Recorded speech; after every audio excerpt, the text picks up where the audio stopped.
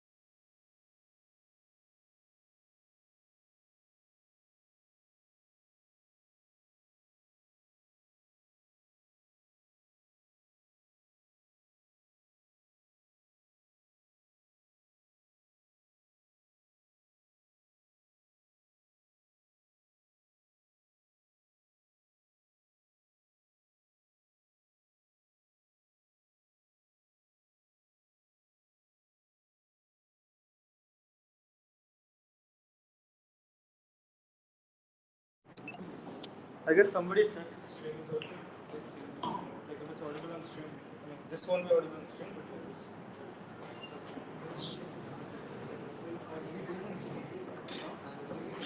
program.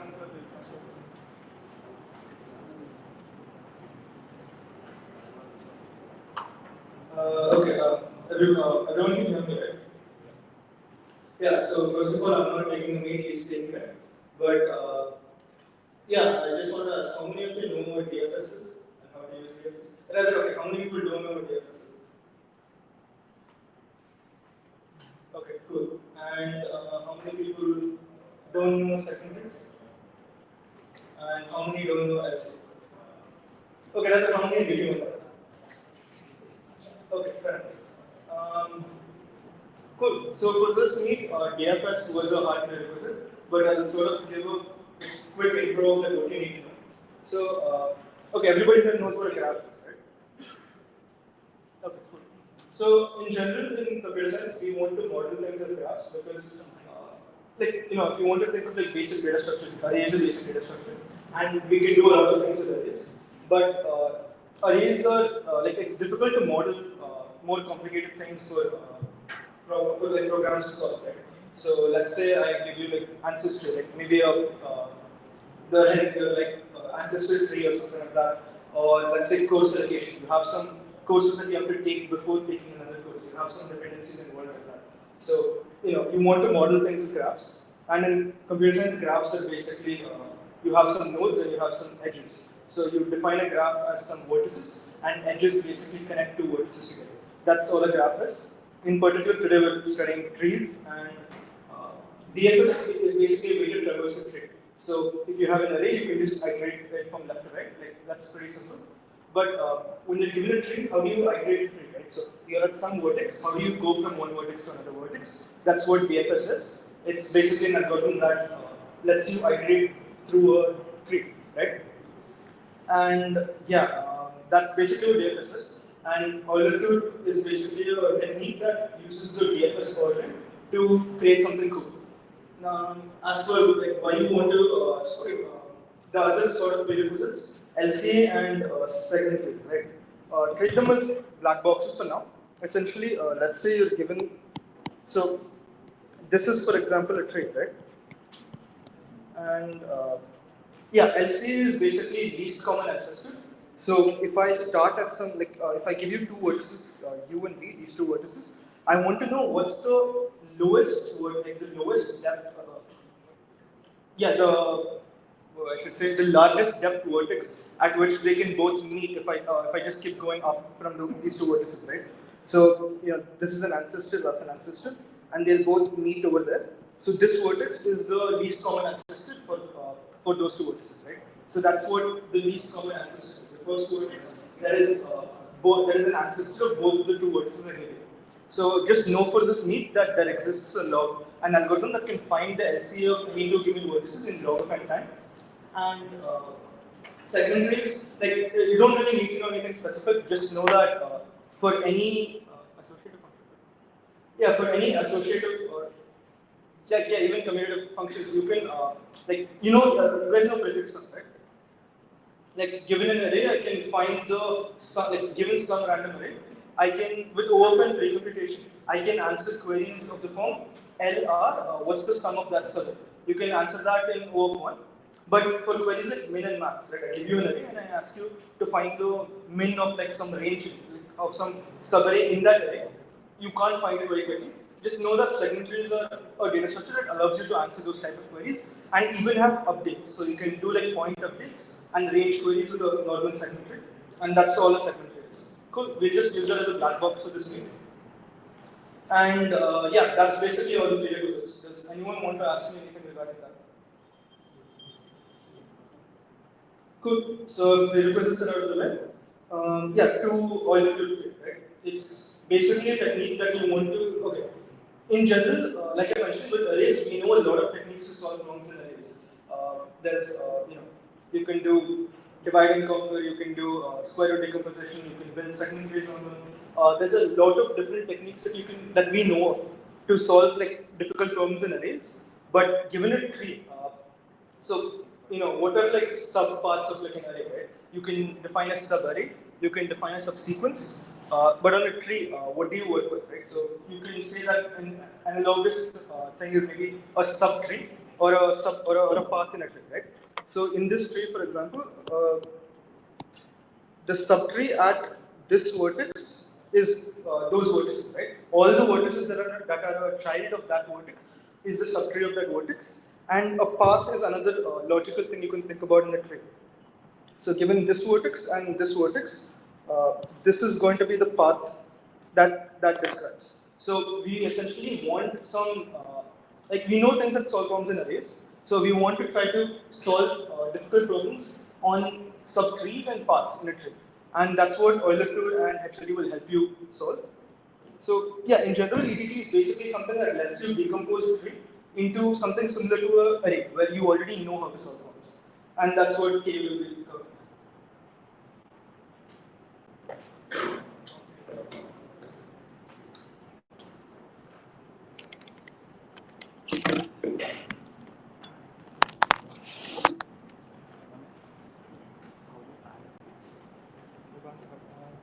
Can you?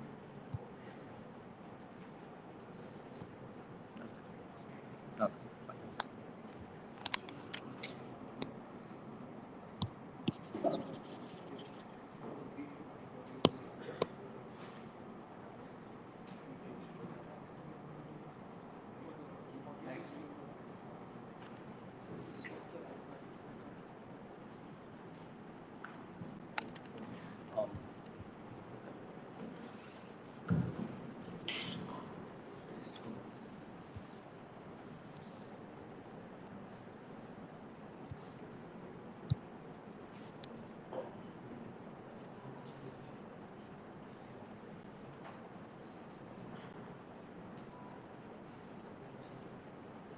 Currently, my volume is low.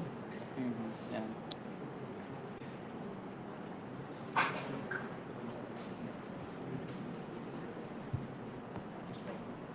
Right, just use. So hello. Before I start this session, I think the first thing that I want to do is thank Tanuj Khattar, our senior from the 2018 batch. So he was the one who took this session last year. I'm reusing some of his material as well as extending a lot of it, but he's the one from whom I learned it. So yeah, Tanuj Khattar, credits given. Then coming to the topics for the day. So as Kishore mentioned, you have a lot of things that you do with the array.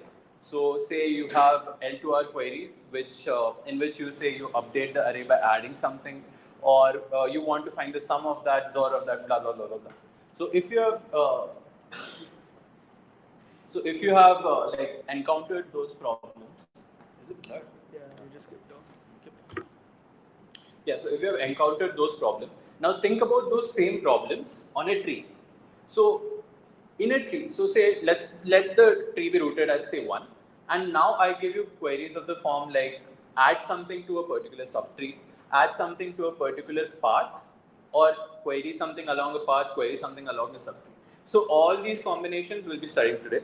So a few of them will study using ETT, and the remaining, which are not possible using ETT, we'll try to use HLD to solve those problems after we solve screen issue problems. It's fine. What happened? It's kind of blurred, but Kind of.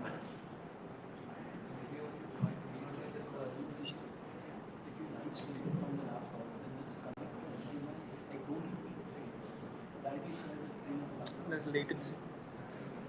The stream has latency. Could I stop? Stop screen share. No, perhaps.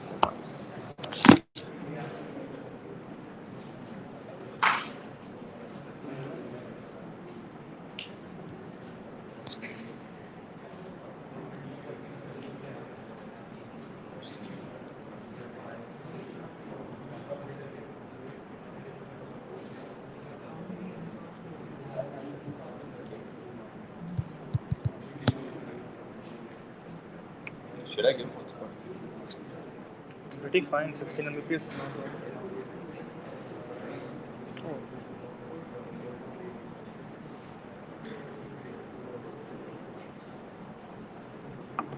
Oh, it seems good now. Oh, looks good.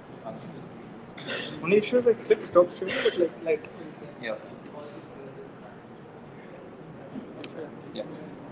Okay, so you keep going.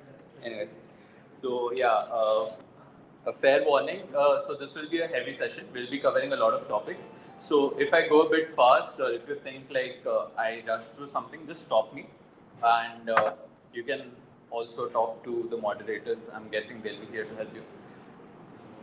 Continue. Right. Okay. So starting with the motivation problem, okay, it looks good for now. The first problem that we'll try to tackle is, given a rooted tree, so you have something of this sort. So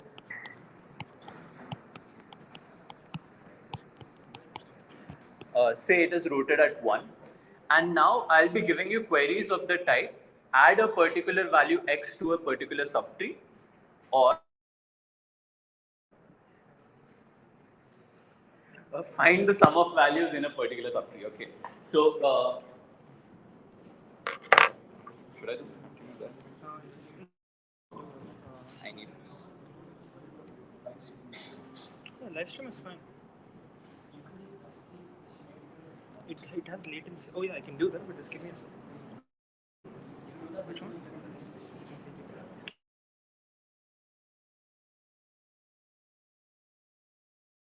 give me a second. Okay. So guys on the stream as well as over here, we are just figuring out few things. We'll be back in 3 to 5 minutes. Sorry for the issues, but yeah. Yeah, so you have a solution. Yeah, solution to that. Connect to this also, no? Is it 5G? Yes. Airtel 5G.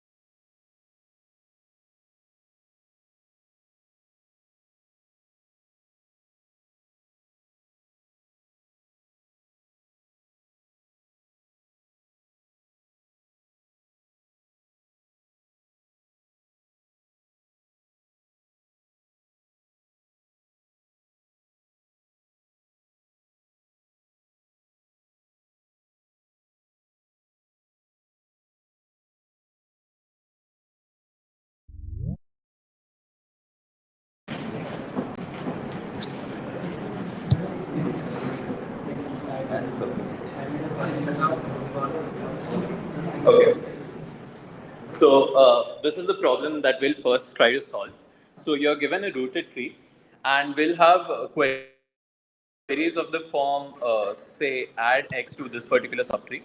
So when I say add x to a particular subtree, I mean add x to each of those nodes. Okay.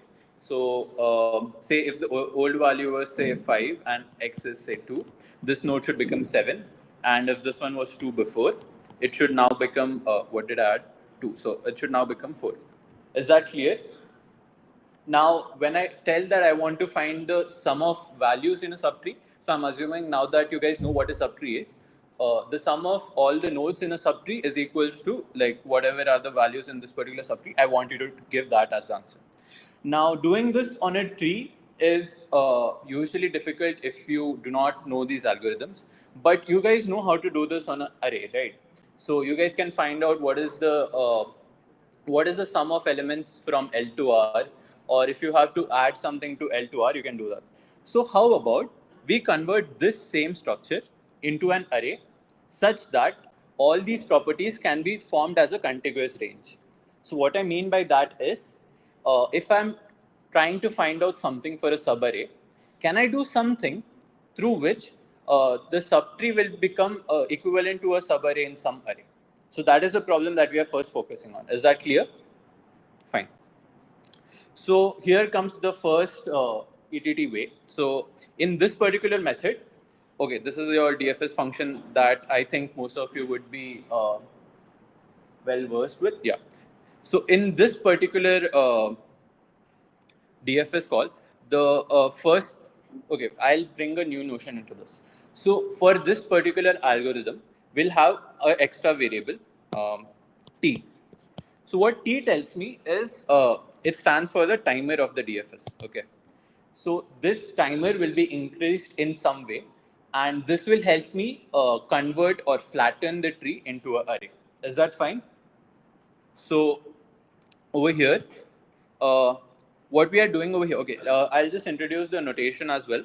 So ST denotes start. So what is the start time of DFS of a particular node? En for this particular code denotes the end time. Is that clear? So what we are doing over here is when we enter the DFS, we are increasing the timer and setting the entry time of this particular node to t plus plus. Okay, plus plus t rather. Is that fine? Then we complete the DFS of the subtree of that particular node, and when we are exiting it, we will set the exiting end time of that particular node to t again. This is what is happening in this code for now. Is that fine? Okay. So dry run on this particular tree. Yeah. So your DFS starts from this root. It goes here. So say your timer was initially -1. That's how I initialize it. So over here it will become 1 when it reaches the DFS of 8. After that, it becomes 2 over here, 3 over here, 4 here, and then goes back. So you realize over here in ETT 1, we are not increasing the timer when we are exiting the DFS. Is that clear? So because of that, when you are exiting 7's DFS, when you're going back, the value of the timer remained 4 itself. Now when it came to 2, that is where the timer will be increased next. Oh, I think I started with 1. Okay, so if I initialize this to 0, then it will start with 1 on 8. Otherwise, so it's like a preference whether you want your flattened tree to be 0 indexed or 1 indexed. I work with 0 index, so I usually start with 0. But over here, since we have started with 1, we'll go ahead with that. So your DFS will continue here, and so on, so on, so on, and yeah. Is this clear? Like, are you getting how the DFS goes and how this input, I mean, like entry times and all are coming? Is that clear? So this is the basis of the first ETT trick that you're learning. So this array, this, I hope this matches with whatever we saw before. So in the DFS, you first encountered 8, then you encountered 4, 5, 6, 7, and then 2, 1, whatever, whatever, whatever. Is this fine so far? Any doubts in this? Okay. So, okay. Now, I think that's all the algorithmic part of this algorithm. This is where the algorithmic part of it ends. Now, we'll try to look at what are the properties of this array. So, let us try to look at a simple thing. For the subtree of 2, how were the values in the array? Let's try to look at that thing, okay? So, we started with 2 over here. Then we went to 1, 4, 3, and the subtree of 2 ended over here. Is that clear? Like, do you see what I'm trying to say? So over here, what we can see is the subtree rooted at 2 in this rooted tree formed a contiguous array. So it forms a subarray of this ETT array, right? So this is the gist of the entire algorithm, where your entire subtree came down to a subarray in the array, like in the array. Is that fine?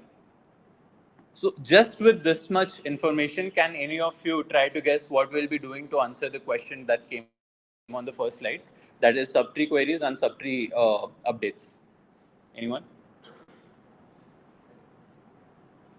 So those of you who are well versed with like range data structures like segment tree and all, so you can see this particular problem now maps to a range query or range update in a array. So that is equivalent to doing it in a segment tree or whatever. Is that fine? So that is the entire gist of this problem. So what you will be doing is you will flatten the tree using the DFS function that we wrote on the first slide. And this, okay, over here I forgot to mention one thing.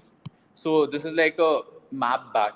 So in the previous one, I like wrote down what was the entry time and when was the DFS of that particular node starting.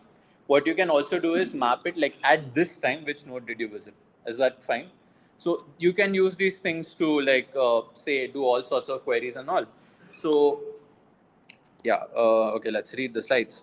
Subtree of a node corresponds to a subarray. So as we saw in the case of 2, now this will happen for all the subtrees.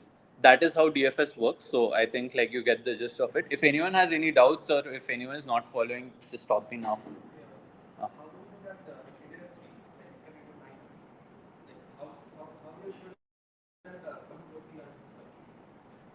because like basically the tree is rooted at 8. Okay, sorry. You're storing start and end of like the node, right? So basically over here I mark the end time also, right?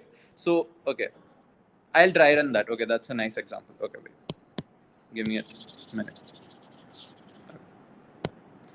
So what I'll do is I'll mark a tuple for each node. What will be the entry time and what will be the exit time, and we'll try to see what can happen from that. Okay. So this one starts at 0. Okay. It starts at 1, starts at 2, starts at 3. Fine. Ends at 3 because we did not increase the timer. Fine. Now the next node that it and the next node that ends is 6 again. So it ends at 6. I mean it ends at 3. The timer ends at 3. Okay. The DFS ends at 3. Now we enter 2, starts at 4. Now this goes to 5, ends at 5, 6, 6, 7, 7, and 4, 7, and then blah blah blah blah, like go on. Now we'll just look at the subtree of this. So you see over here, I got 4, 7. Huh? Oh, 1, 7. Yeah, sorry. Yeah. For 2, it's 4, 7, right? Entry and exit times. So let's see what 4, 7 corresponds in the array. So 0, 1, 2, 3, and then 4 and 7. Is that fine? So this is what. So because you're maintaining both in time and out time, you know when the entire subtree started and when the entire subtree ended.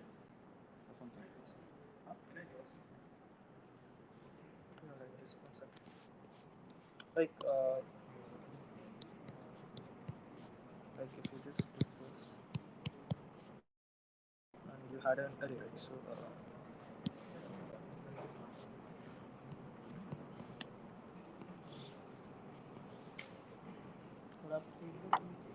Hmm? Yeah. I feel like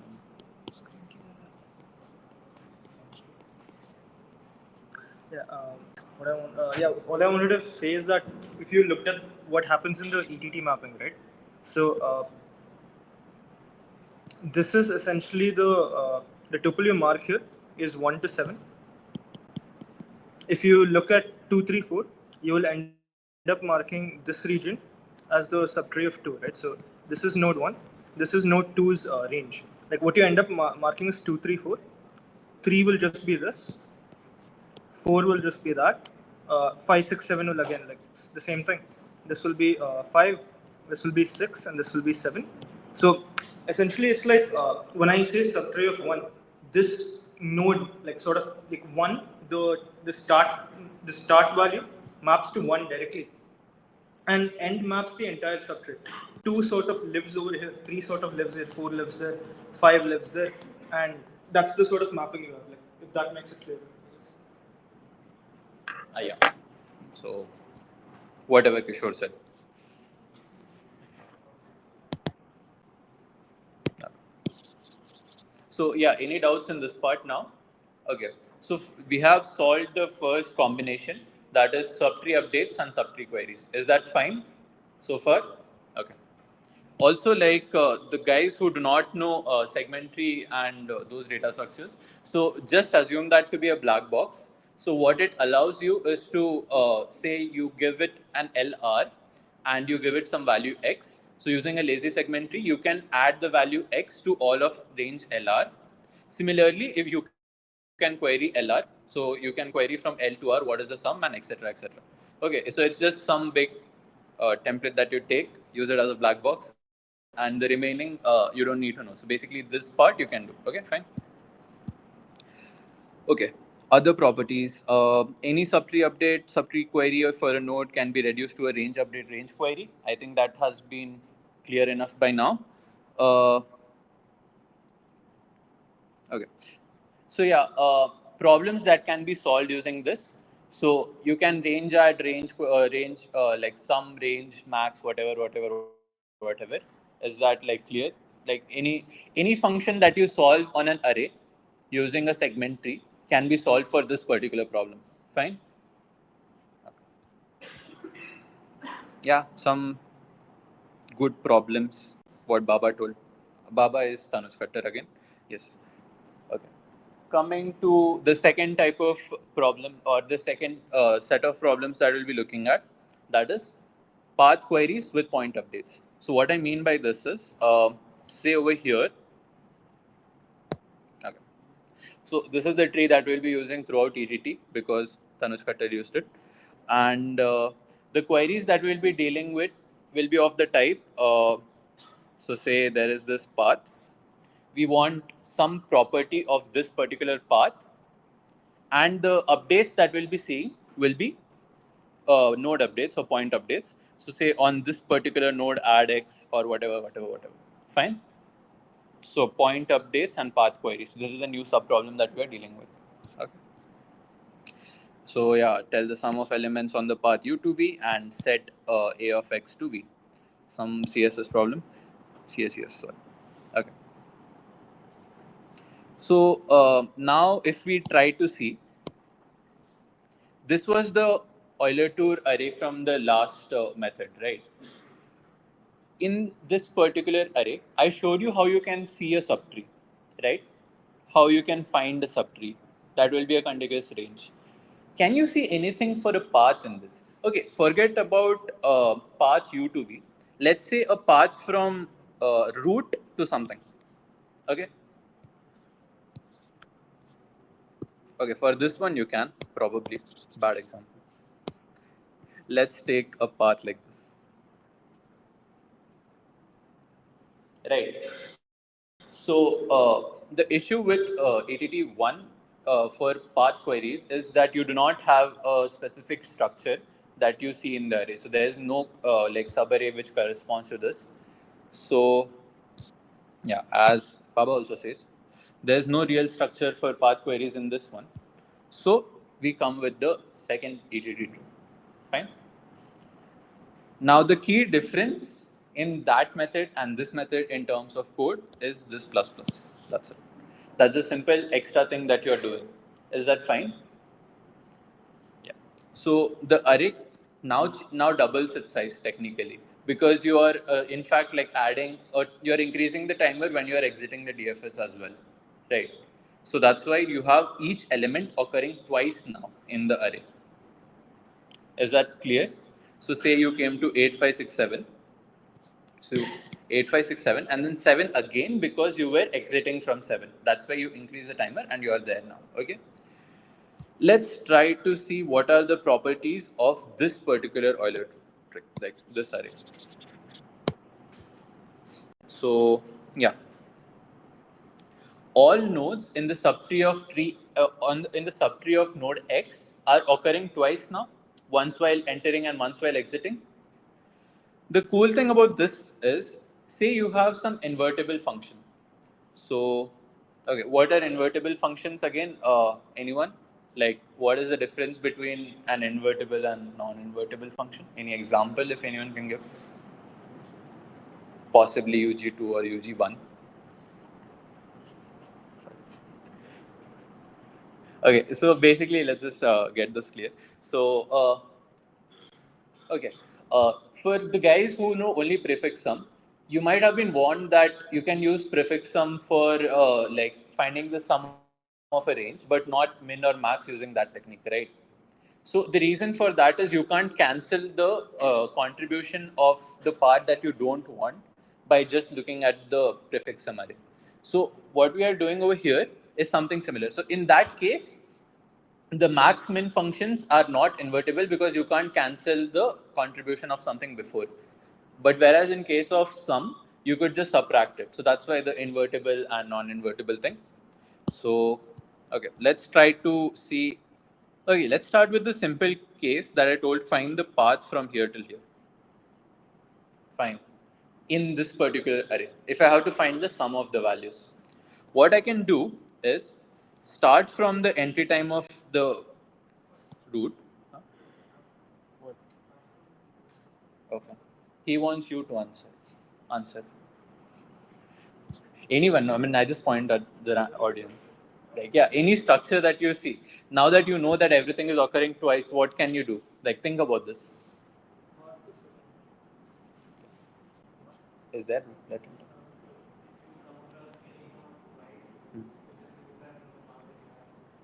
Yeah. So how do you remove? So say the function that I'm looking for is sum, like sum of the nodes from on this path.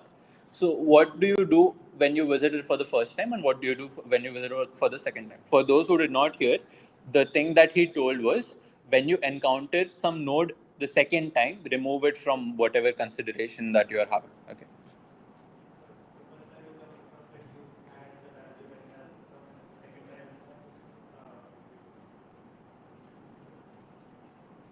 Yeah, you're right. So second time, just subtract that value, right? So what he's suggesting is when you're entering the DFS or when you're visiting that particular node for the first time in the Euler tour, add the value of that node, and when you're exiting it, subtract it. Now, why this helps is see this path from 8, 5 to 1. Okay, so clearly we are interested in this particular subarray. Okay, for now, yeah, that's fine. No? Like.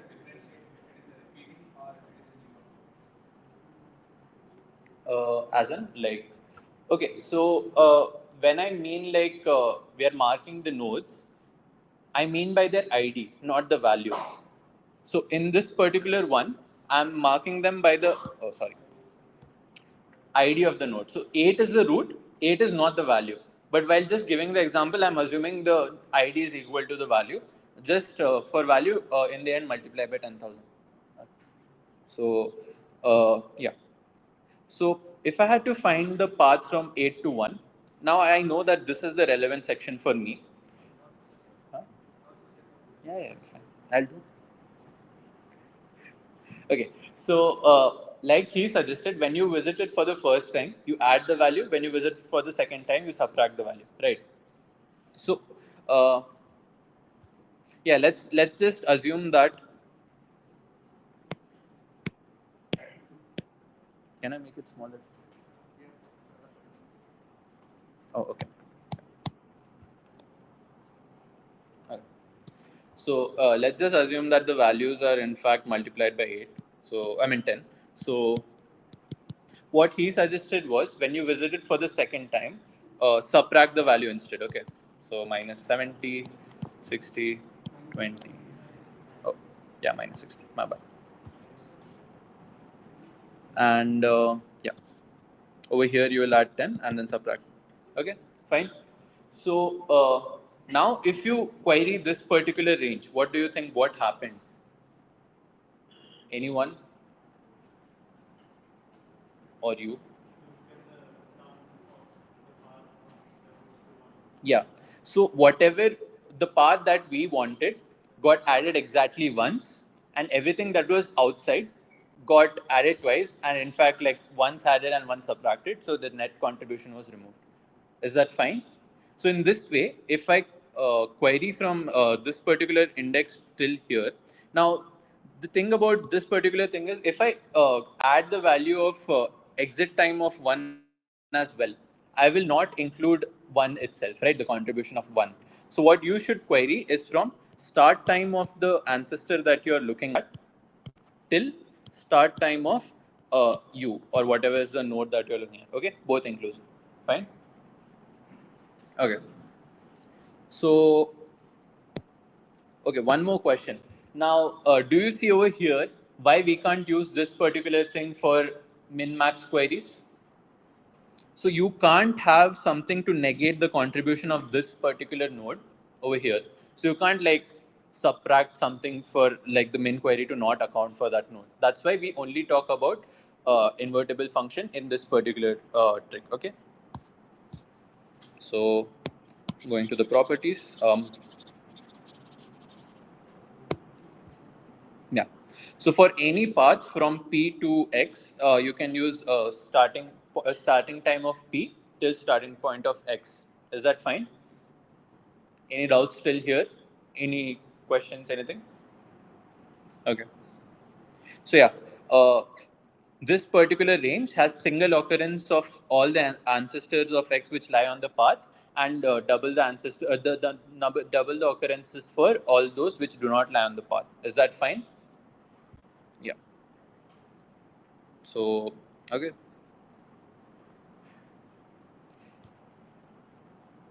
Any questions till this? Then I'll go to the next one. Fine. Now coming to so far we have discussed query from an ancestor till a node. Now suppose you have a query UV. Okay. Suppose you have a query UV of sum, and you want to answer it just using what you have studied so far. What would you do?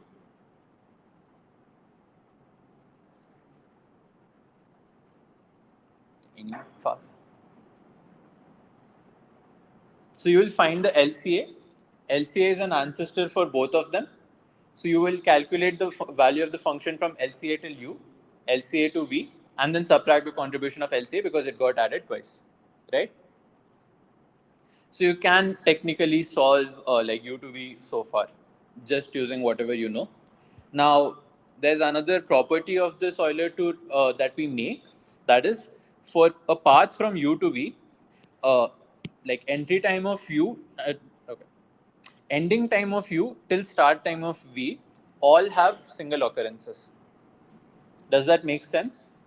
I'm not telling whether it has positive occurrence or negative occurrence. I'm saying it has exactly one, and everything else which is not relevant to my path occurs twice. Fine? Okay. So using this, if you have to use this particular property in some question, can someone give me an example of a function that I can like make a question on this? Like, what function can I compute using this property from U to V? Yeah. So XOR. So you don't, in some case, in the case of sum, on first occurrence I added positive, and on second occurrence I added negative. But in case of XOR, it's the same value every time. So that's why if I have to find the XOR from this to this, everything will occur once when I query from end time of 3 till start time of 13, and everything else will occur twice on the path. Clear? Any doubts? Okay. So yeah, this is another property of this particular Euler tool, and if there are no questions, okay.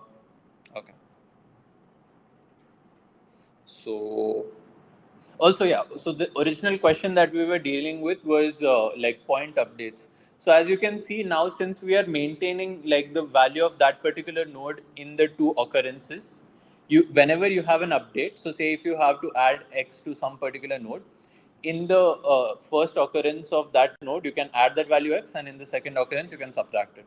Similarly, in case of XOR, you can just change whatever, and your segment tree queries will work as it is. You'll just need to update those points. So that's why point update and path queries. Is that fine? What is occurring? So, I forgot to tell, LCA is not included in that. Yeah, everything except the LCA. Fine. Also, that is one thing that I'll ask when I go to ETT. Fine. So, everything except LCA lies exactly once on the path from end time till start time, and everything else occurs two times. And LCA does not occur, so you have to contribute for like add for LCA separately. Then whatever done. Yeah. So path queries and point updates. Anyone has any doubts? So this is like kind of the summary, and yeah. So again, reiterating, inverses are not supported in this. We'll deal with it at the end of the session. Any other doubts? Did I miss anything? Why the fuck? Why? Okay. So yeah, uh, we'll try to see why it occurs exactly once, why everything on the path from U to B occurs exactly once, except the LCA. So say you are looking for the path from 2 to let's take 10 this time. Okay. So when you are exiting the DFS of 2, you will increase the timer. So that time 2 got included once. Now all these nodes which are from the LCA till okay, except the LCA which are ancestor of U, all of them have occurred once when they entered. Now when they are exiting, they'll occur once. Is that fine? So their first occurrence happened before the start of this particular node U. Is that clear? And while going down from LCA to V, all of their start times will occur once, okay, except LCA. So when you go to this node, it will start once, then these guys will start and end before you reach the DFS of 10. And that's why over here you do start of this one, and these guys on this path are end times, okay, except LCA. Is that fine? It doesn't hold if the LCHF is a like one of the point is the ancestor. You okay, like V is an ancestor of U, you're saying? Yeah. So like, I mean, It is complementary. yeah, fine. Yeah, makes sense. But wait, if I no, why not? If I start with actually it doesn't. No, it holds. Wait, so LCA does not occur once that I told, right? So if V okay, wait, we'll keep the path as this. So V and U. So I start from end time of V and I go upwards, right?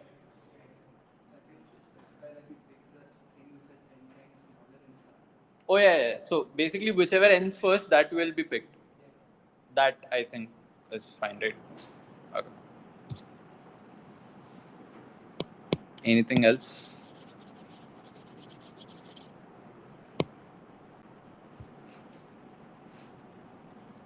So for point update, you will update on those points, the 2 points start and first occurrence, second occurrence, and for path queries, you will do whatever. Fine.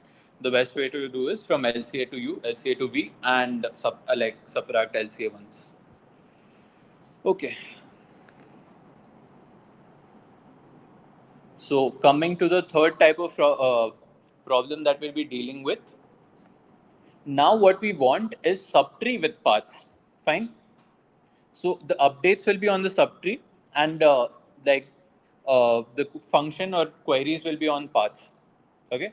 Some here is like any invertible function, whatever you guys want, and subtree updates are like the same function, and so the queries will look of this sort. Add x to this particular subtree, and say like tell me what is the sum of this path or something. Okay. Can you not Just move it once in a while. remind me?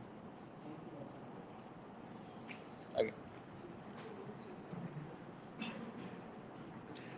Is this clear? So basically, oh, sorry, this path is supposed to come from here. Yes. So this updates will be on the subtree, and the queries will be on the path. Now, does anyone have a solution to this? Anyone wants to give it a try?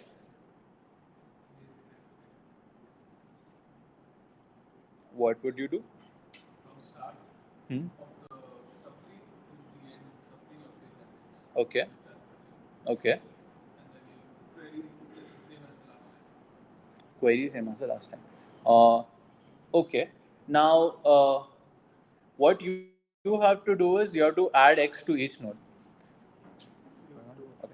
So, in one of them, when you occurred that node for the first time, you added the value. In the other one, you subtracted. How do you take care of that? Like in one of them, you have to subtract. In one of them, you have to add. Whatever was the old value v, uh, when it is occurring for the second time, I have kept minus v over there. First time, I have kept plus v over there.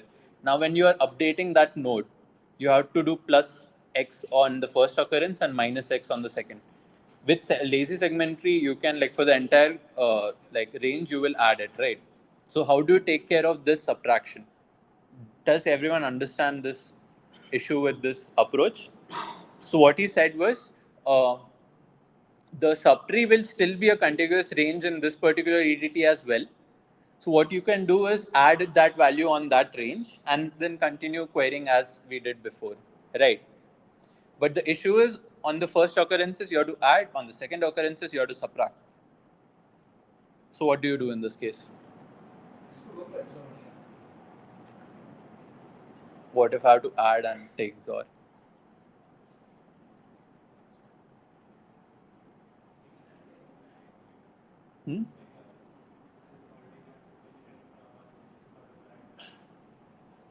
In so which batch are you in? Okay. So the black box that we are treating can't do that. So segmentary can't do like do it once and then so. Yeah, that's the solution. Yeah, that is the solution. Any ideas? Kishore has got the answer, guys.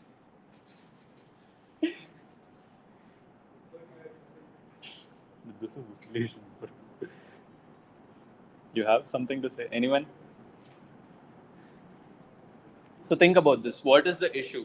In few cases you have to add, in few cases you have to subtract.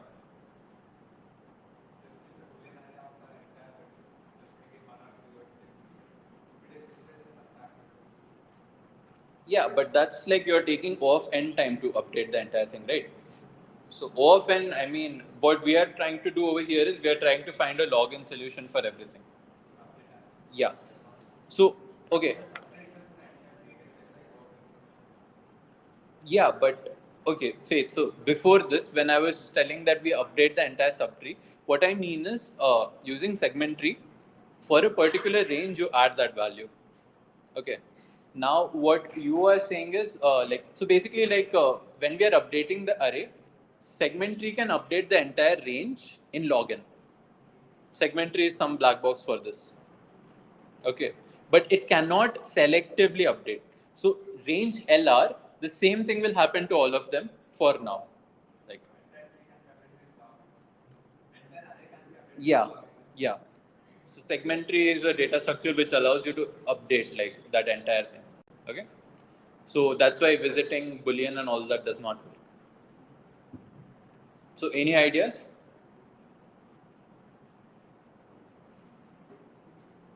Yeah. So what you do is you maintain two segment trees. In the first one, you will do the addition part, and in the second one, you will do the subtraction part. So what I mean by that is, so currently we have maintained. Oh, sorry. Currently we are maintaining everything in one array, right? Might as well split that into two arrays. Okay, wait. Yeah, this thing. So over here, E0 denotes the starting ones and E1 denotes the ending ones. Okay, so E0 is in the order of entering and E1 is in order of exiting. Fine. So now, if my entire subtree, all of them will enter in some particular range, all of them will exit in some particular range. You know that entry time and exit time. What you will do is find the answer for all the entering parts from one segment tree. We'll find the answer from the exiting part in another segment tree. Updates you can do on both of them. So over here, since you have to add, so say you're dealing with E0, since you have to only add to all of them, you can do it over there. And in the other one, since you're subtracting, so it's uniform. It's not like you're doing one function for few indices and like other function for other indices. You're doing the same same update rather to the entire range. That's why you can like kind of like add to the entire range in E0 and subtract from the entire range in E1. Does this make sense? If anyone has any doubts, ask, because I think this is like kind of new. Yeah. Yeah, I'll go through.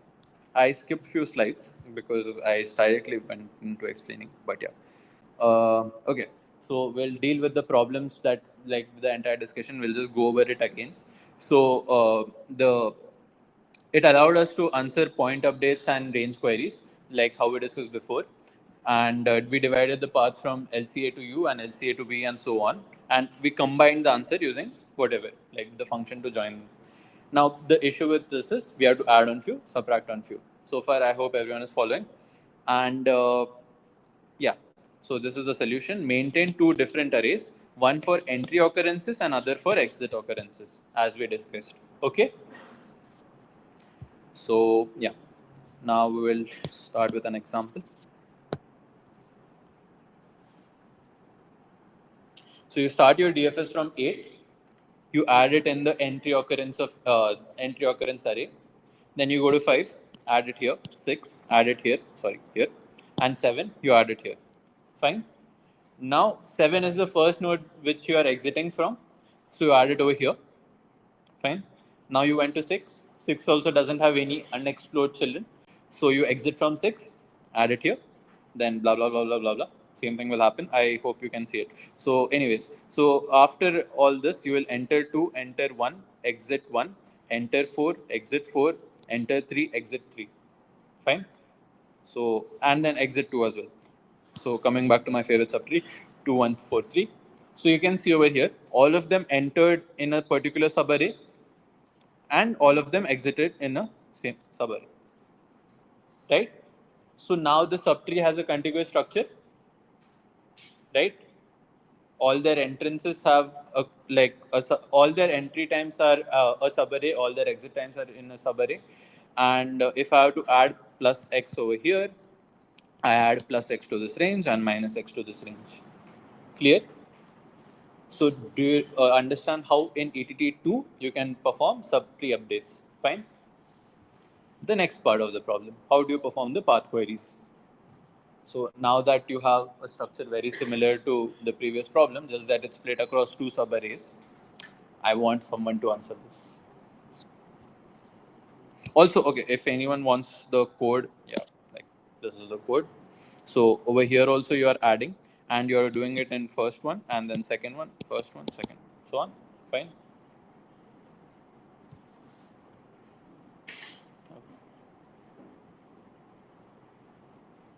Also, like one cool part over here, so like you do plus plus over here like for that, and I think what the way Baba has implemented this is he has kept I think two timers, one for like the entry ones and one for exit ones. I don't think so. I Because you have two different arrays, so they don't work together, so that's why this will keep updating the indices of the entry ones and this will keep updating the array of the exit ones. Fine. So now that you have this background, I want someone to tell me how to find the sum of values from, say, this path. Let's go to the same path actually.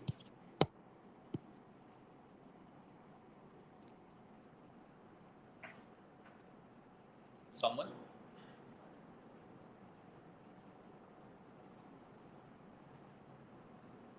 Or rather, tell me the thing that we did before, does it still hold?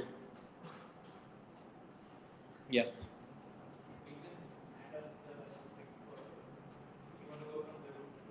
Yeah. Yeah. Uh, so what he says is, from start time of the root or whatever. Okay, let's not take root. Let's take some 5, just for the sake of example, because like it works from any other node, not just root. So yeah, what he says is, in the subarray E0, I mean in the array E0, find the sum of values from 5 to 4, the subarray corresponding to the path 5 to 4. So in that, like we'll have 5, I mean like you'll find that those values, and in the other one you'll find like the subtraction of that. Is that clear? So basically, let's see how it works. 5, yeah. So you start from 5 and you go till I think where this and 2. till here I can. Yeah. So in the first array, do I have to wait, Kishore? Tell me the password.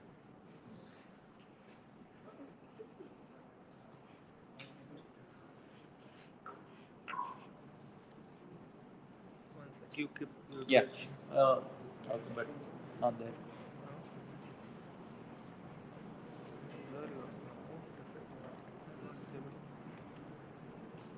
Hopefully. Okay. Uh, yeah.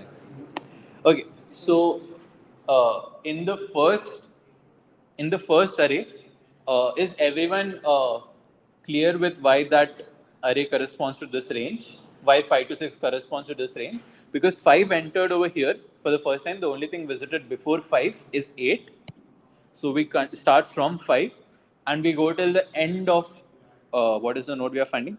Oh, we are not finding 3. Okay, my bad. 4. So we go till the end of 4, right? So in this particular array, it's 5, 6, 7, 2, 1, 4. Now, what was the overcounting that we did? 6, 7, 1, right? In the second array, after the DFS of 5 has started, what all did exit?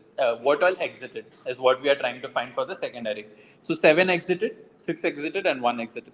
So the range corresponding to this particular path will be from here till here, right? Oh, one before.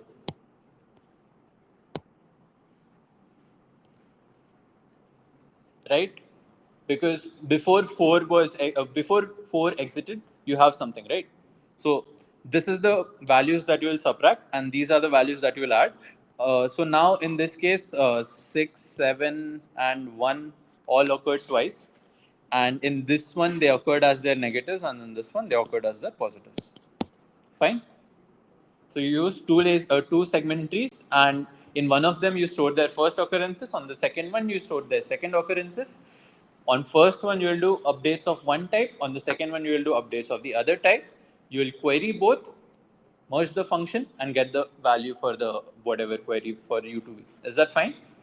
So same as the previous one. Now your problem boils down to finding from LCA to U, LCA to V, and subtracting LCA. Any doubts so far? Any anything, any comments? Okay. So yeah, basically the same thing. You maintain two different arrays, one for entry, one for exit. These are the two. You query in both of them, and then you update the values in both of them, and over here plus over here. Fine.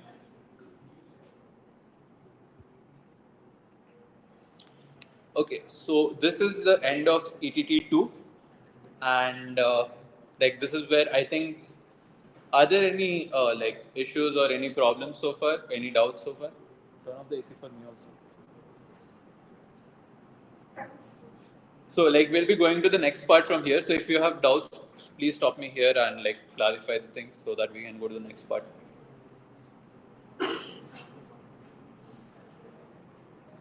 Okay. So I think we are good to go. So coming to LCA, now we kept this as a prerequisite, and now we will teach what the prerequisite is. Um,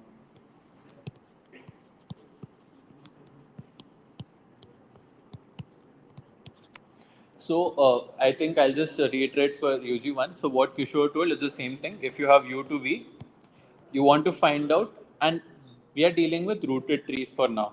So you have some root, and this is why the entire notion of subtree and all of those came. Because if you have it rooted at a particular node, only then the notion of subtree, parents, ancestors, and all of those come. What is LCA? The lowest common ancestor. What are ancestors? All the nodes on the path from the current node till the root. Fine. So for sorry. Yeah. So for U to V, so I'll just talk for you.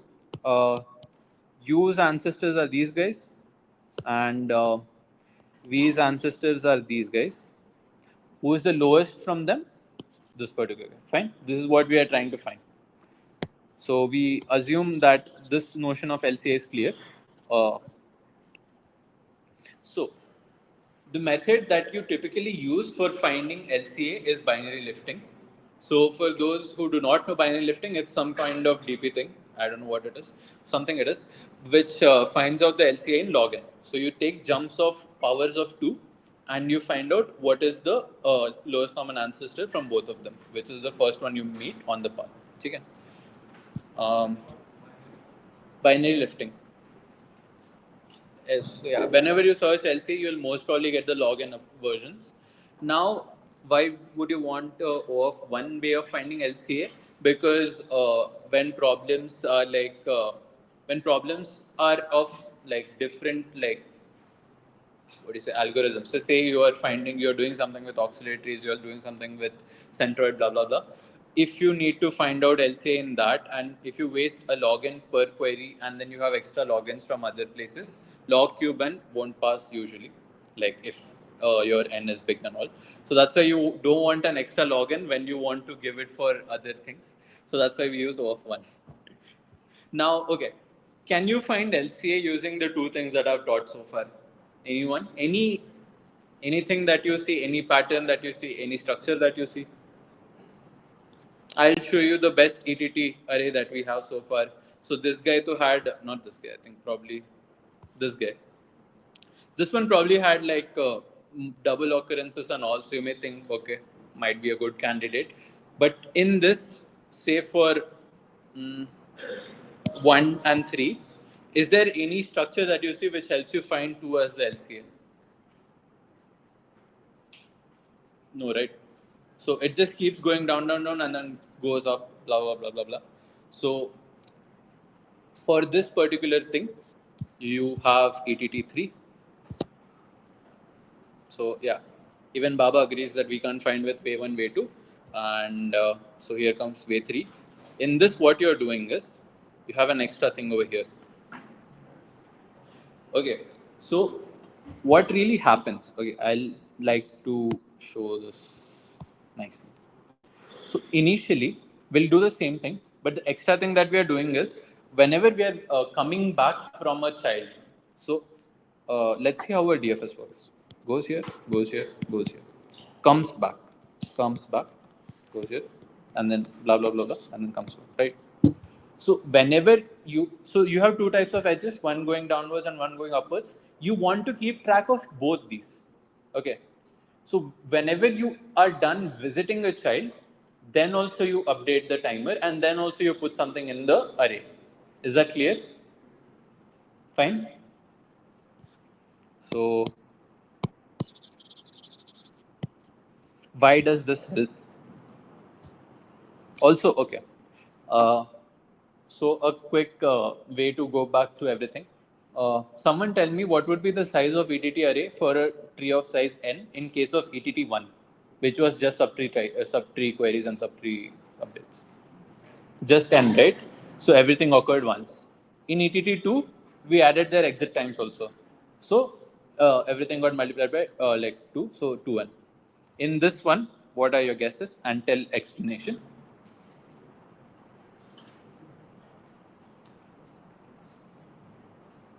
Keyur, you also.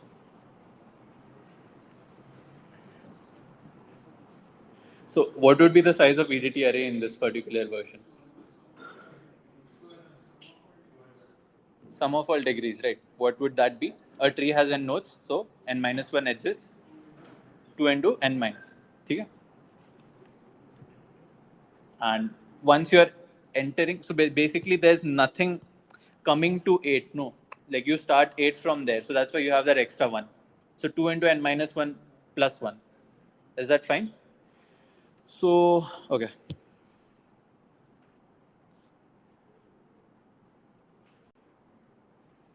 You sure you have doubt? Okay.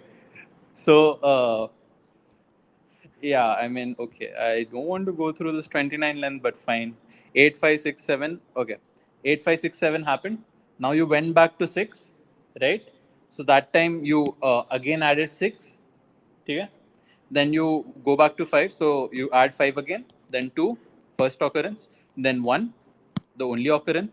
Go back to 2, coming back from child first time. So 2 again. then 4 only occurrence, blah blah blah blah blah blah blah. Okay. Now can you see a structure? Oh, that was loud. Okay. Now can you see a structure in the subarray corresponding to U to V?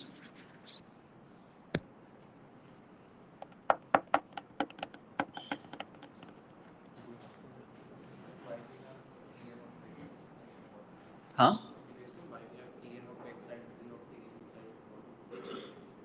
Yeah, so every time you're coming back from the child. Sure, come. Yeah, every time you're coming back from a child, you're done visiting a DFS. You also want to count for that thing. So that's why whenever you're coming to that node, so going also coming also, like for each time, you want to like have an bookkeeping for that. Okay.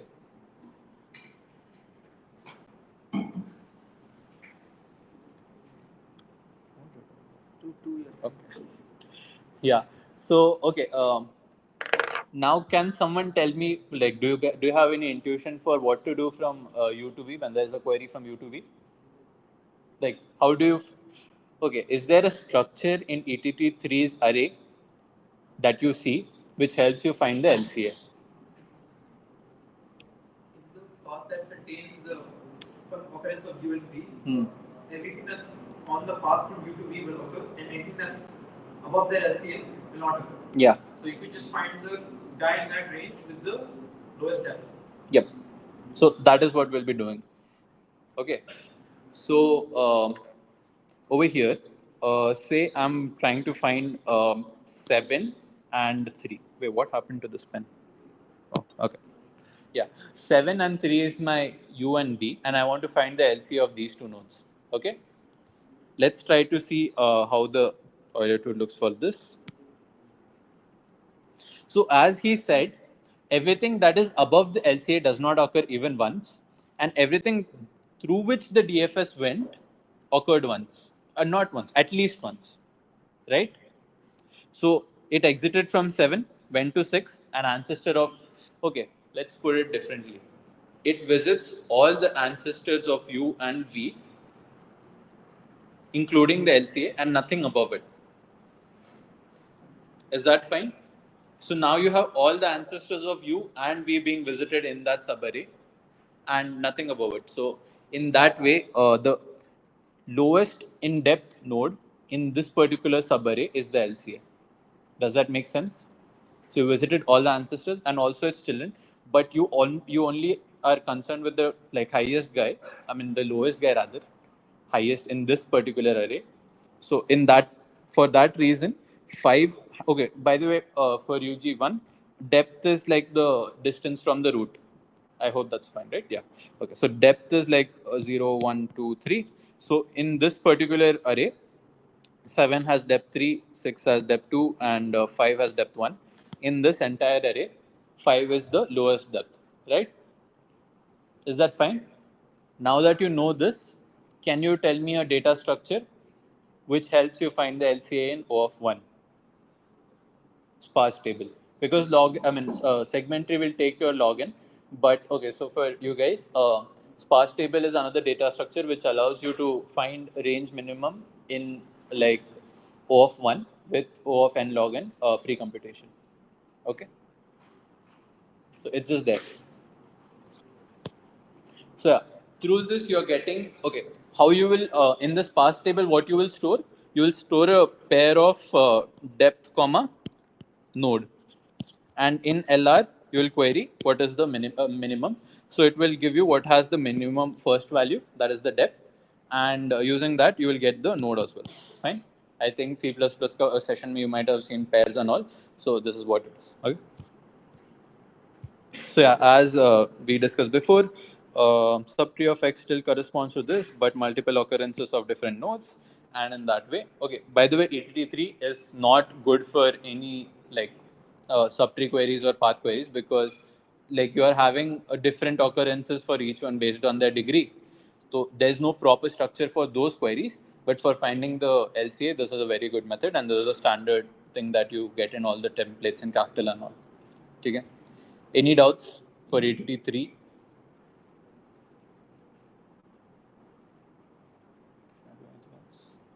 Anything else?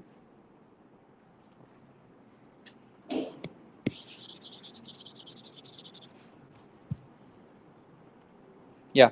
So discussing the properties, nodes will occur degree of x plus 1 for the root, as he said, plus 1 for the root, and subtree of x still corresponds to that, but it will have multiple occurrences, so useless. But every edge occurs exactly twice, once upon entry and once upon exit. Is that fine? Only root you're exiting from, I mean entering from somewhere else, so that's why that's only one time, but everything else is occurring twice. Fine. So yeah, so the same thing that we told, LCA reduces to a range minimum query on E, and this can be done using sparse table and binary lifting, binary search, whatever. This thing. Just treat this as a black box for now if you don't know. But yes, sparse table is a data structure which allows you to do this.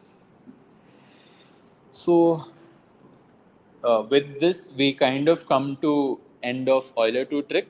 So this is all that I had to cover in ETT. So far what we have covered is subtree queries, subtree updates,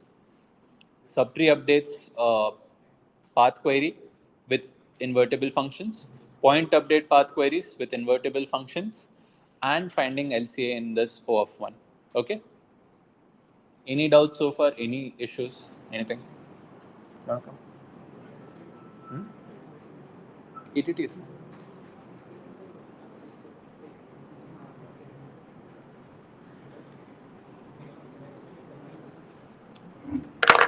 I want to break.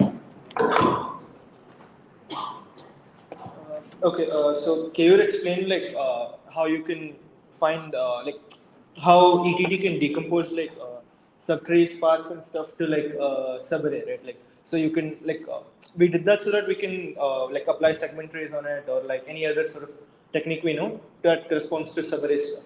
But ETT is really something that the numbering you get from ETT itself is pretty useful. As in, so you know you mark the start time when a node is visited and the end time when the node exits and stuff, right? So it's not just that ETT can decompose it to a subarray. It's also really useful to just use that numbering. So suppose I asked you a question, like you know you have some tree, and I ask a question. With like obviously O of n precomputation, given two nodes U and V, can you tell me if V is a parent of U? Like, can anybody answer that using just the like just whatever you've learned so far, right? I want to answer the question: is V a parent of U in O of one time, given O of n precomputation to you know do whatever ETT stuff like? Huh? Not UT3. Huh? Yeah. Yeah, sure. Anyway. Yeah, go on. Right.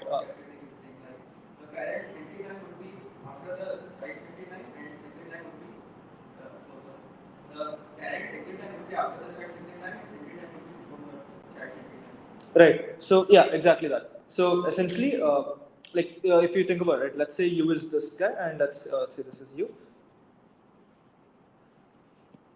Let's say that's U, and that's V. So you'll notice that you know when you do DFS, right? Like, why does this whole TN like TR, like why does putting some timer on your DFS and ordering it help you, right? You'll notice that uh, when DFS visits something, the parent will always come before the child in DFS order, right? So that implies that the TN time of the parent has to be less than equal to we'll get to the strictness later, but like has to be less than equal to the TN of the child. Oh, by the way, my TN corresponds to start. Like I use TN and T out. So like TN here just is the same ST that you saw before. And if you look at the parent again, the parent has to exit after the child, right? Because the how does DFS work? DFS is going to visit all the children here, and it's going to come back, and it will exit. It will go. It will backtrack out of the parent only after visiting all of the children, right? So the T out of the parent has to be greater than equal to the T out of the child. And you'll notice that this is not just necessary, like this is both necessary and sufficient because any node that satisfies these constraints, you know must have occurred before it in DFS order and exits after it in DFS order. So for a node like that to exist, it has to be a direct parent. If it's not a direct parent, like let's say let's say like this was V, for example, right? Like to make it clearer, you'll notice that after visiting this V, you will exit. Like if V was over here, its T out might be greater, but its Tn is not before U. So essentially, these two conditions are necessary and sufficient. So using just T in and T out, you can answer queries like this. And in general, it's just very useful to sometimes use a numbering. Uh, let's say a slightly harder problem. Uh, I tell you that I want all the nodes that are in the subtree of U and at depth x to be range of data, right? So, so far you solved a problem where you were given a tree and you had to do, let's say, just subtree updates and subtree queries, right? That we solved by linearizing it. So what if I told you I want to update all the nodes that are at a depth, okay, so this is depth 1, depth 2, 3, and 4. I want to update all the nodes that are at depth 4, which means these guys, but they're also a subtree, but they're also what do you say? They're also a child of U, right? So I want them to be a child of U, and they have to be at depth 4. So in this case, only this node gets updated. But for example, let's say U was this node, like let's go with A and let's go B. B means these guys get updated, right? So I want this to be again done in log n time, right? Can anybody try to solve this problem? It's a slightly harder version of the this one. Yeah, go on. Go to every depth, store all the every types of all nodes there, and then just like take the subtree or start every time. Right, yeah, exactly. So basically, the segmentary that we had before was an entire segmentary of like all of these guys, right?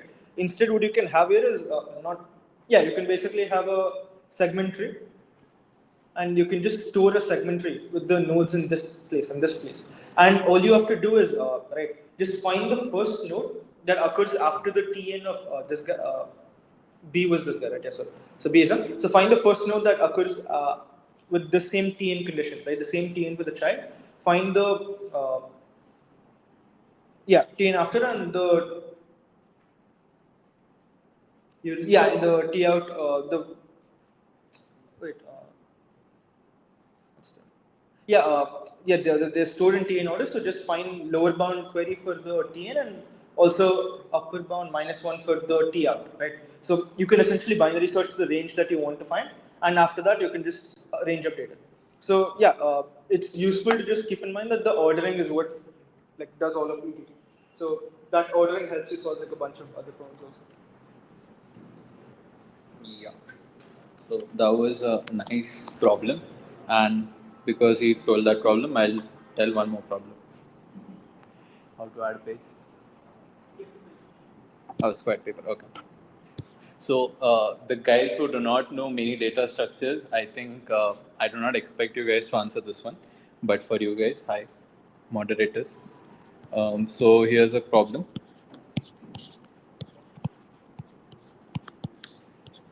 The problem is same as what Kishore told.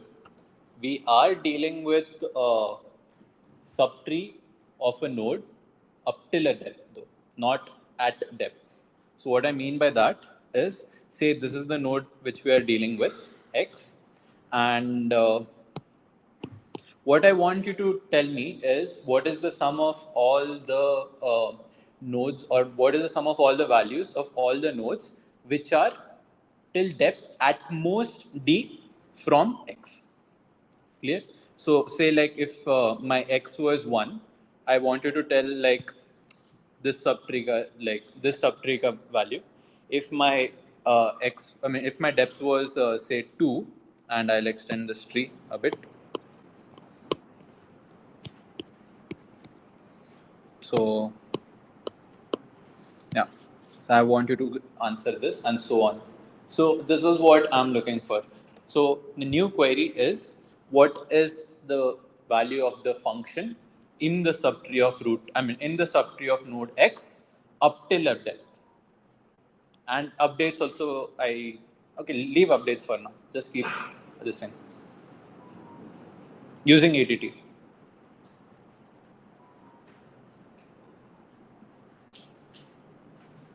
Hi guys.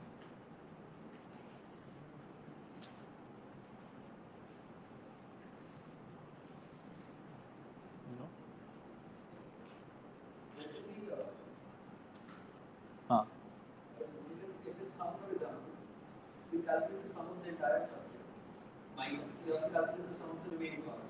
So you could create for each node you construct the sum of its entire subtree and then you just do and you like in that level. So for example, it's level 2. You just subtract the values. So there's two arrays. Essentially, the first array is the normal array. Second array is the consists of each row consists of the values of the entire subtree. Okay. So Understood. is that right? Yeah, fine.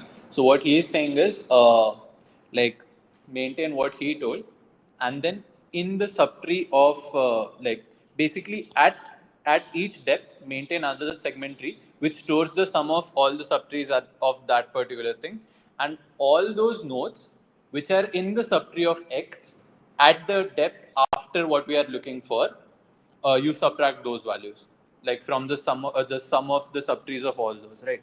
So what he's trying to say is, where is some other color, black, whatever. Yeah. So for each of these nodes, you kind of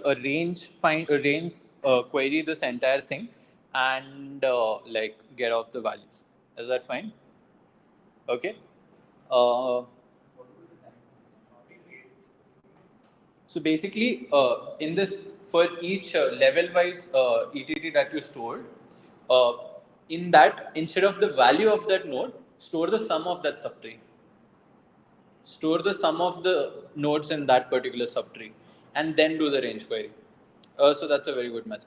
Okay. So the question left to answer is how do you find the range of in that level there will be many nodes, but you only want the nodes which come in the subtree. Yeah, so that using what he taught, so start time of this and end time of that, you query that part. But I'm not satisfied. Min max query.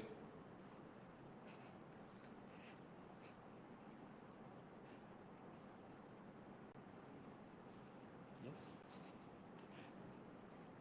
So that wasn't the answer that I was looking for. That is a good method I like, but better question now. So non-invertible. So assume that you have that. By the way, for other guys, just don't care about this. This I think most people here also might not know.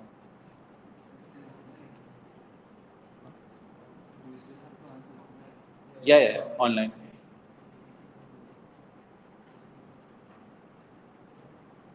I'll just tell. So basically, you use persistent segment tree, and level wise you update the nodes level wise, and you query up till that depth in the same range. I hope that makes sense. Makes sense. It makes sense. So basically, persistent segment tree is just some extra version of segment tree which allows you to look at some older versions.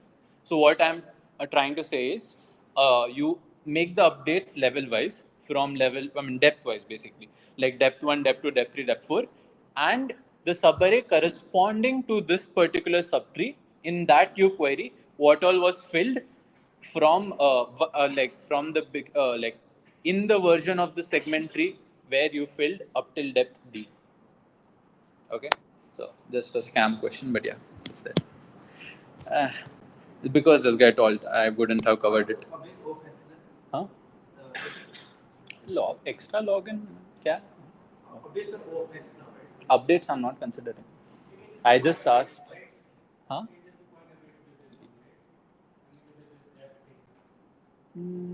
What?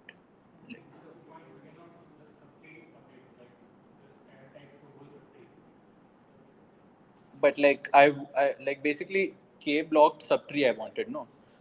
Like, what are you saying? I didn't understand your problem. For updates, can you do range updates, like the sum, update the whole? No, there is no update in this.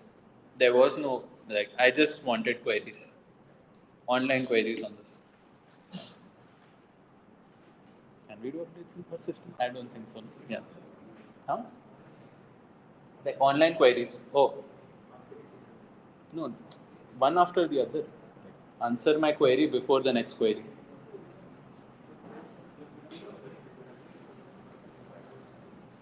Persistent, you have to update depth wise, no? So you'll go back to the depth wala version.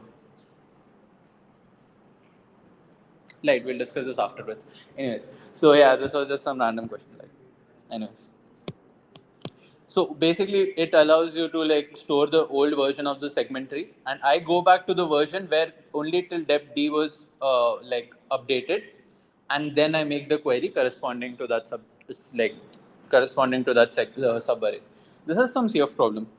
Might be some. Okay. So coming to HLD. So now we will be dealing with like non-invertible functions. So now we are talking about min-max. You want to cover? Take. Okay.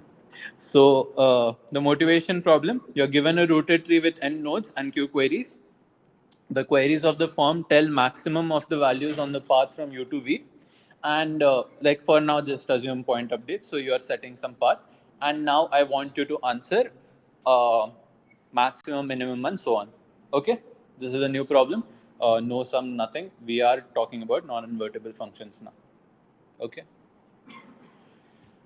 So heavy light decomposition.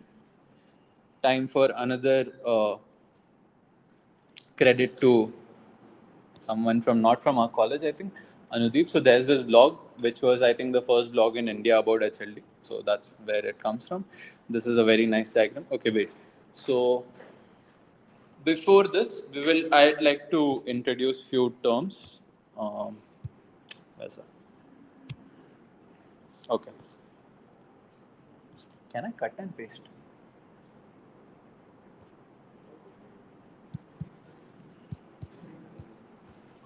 Can you cut this and paste that? Let's try. Very nice.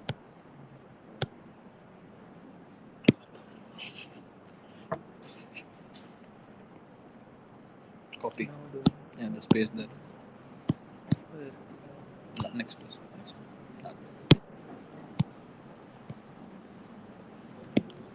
Okay.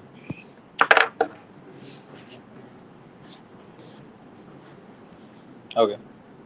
So this is like, I think, for the freshers attending this meet. So just few things I'd like to tell before we go ahead.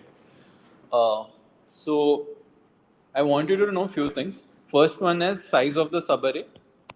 So I mean size of the subtree. Sorry.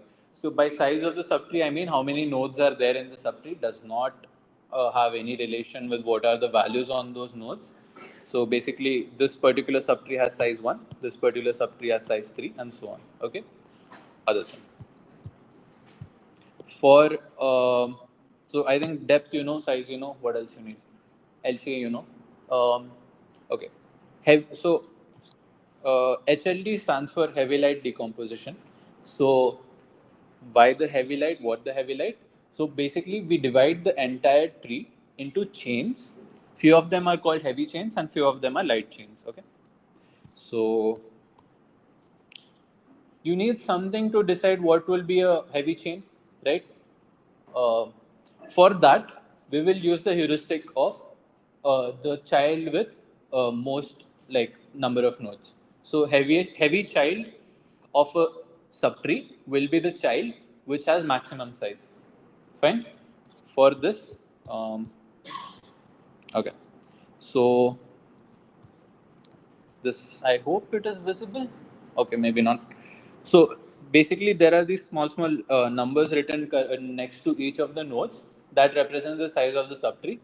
For this particular node, the sizes of the children are 6, 1, and 5. So the heavy child of node 1 will be 4.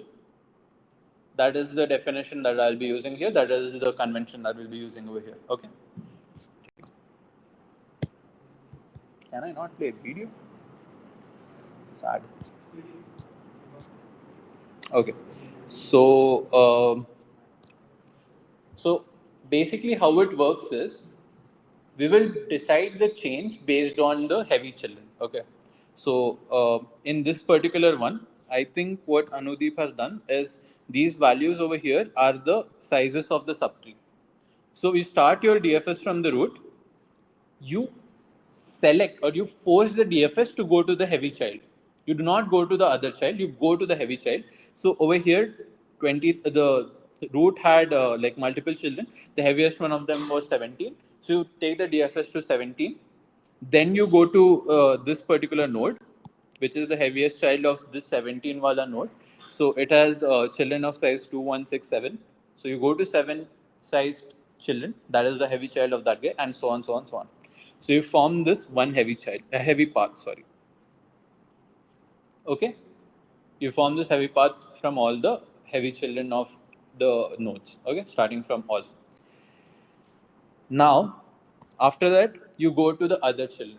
After you have completed the DFS for the heavy child. So this edge, which is from a node to another child, which is not the heavy child, is called the light edge. Okay? So there was one heavy child and everyone else is light child, and the edge going to heavy child is the heavy edge, and the other ones are light. Okay, fine. And you break down the tree into these looking paths. Okay. Now there are some properties of this particular structure that we follow. So we'll discuss those, but let me first go to the code of this.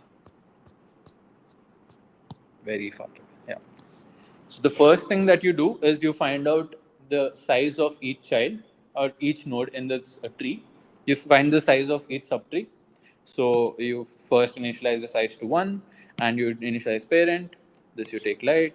So yeah, you find out, you go to the DFS of all the children, which is not parent, and you add the size of their children. Okay. SC stands for the special child or the heavy child. So what I did over here is, if the special child of this particular node uh, has the size of that particular guy is less than the one which I'm DFSing now, then I change my heavy child. Fine. So this pre-computation allows me to find out who are my heavy childs, who are my light children. Okay. So this is the code you will run first. Then you will run the HLD code. So what you will do over here is the same notion of start time and whatever timer, blah, blah, blah, blah, blah. If there is a heavy child of this particular node that you are currently in the DFS of, you do the DFS of that one first. Okay. Head over here stands for what is the in the heavy path that you are, which was the highest node.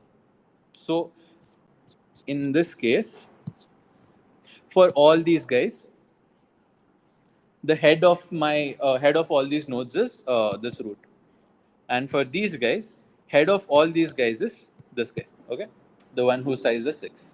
Yeah. So yeah, so that is head. Where am I?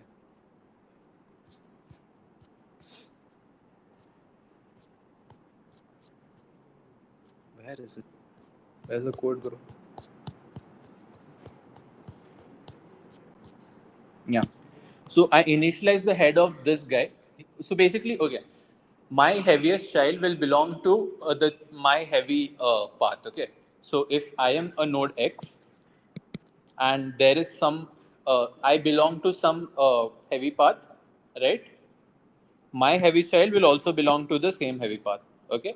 Now this guy could have started its heavy path from somewhere else or from itself. That does not matter. It depends on whether it itself was the heavy child of its parent or not.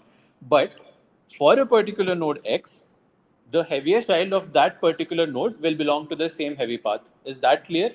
So that's why over here I'm initializing the head of my special child as my head because it belongs to the same path. Okay? And I call the DFS of that guy. Then if for all the other nodes, if it's not parent, if it's not heavy child, then I call the DFS of those. And so that one is a new heavy path from there because I connected it from a light path and now we have a starting of a new heavy path. Okay. Properties of this. So any doubts until now? I think this is little, if I could play this video, is there a way? Um, can you open Chrome? Something like Safari. No? How do you use this thing? Fucking Discord. You don't use iPad. somewhere here in ETT HLD. No, it's a YouTube video. Yeah. I need the link. No? Where is But it? I'll just search it up. Yusaku.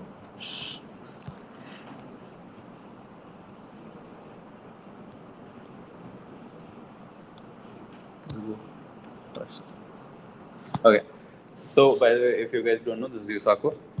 Very good resource, but yeah. So, just look at this visualization of this thing. So, it goes to its heavy child.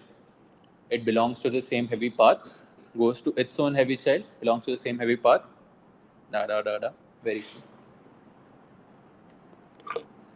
The red one indicates a light edge and then starts another heavy path from there. Same thing on this side.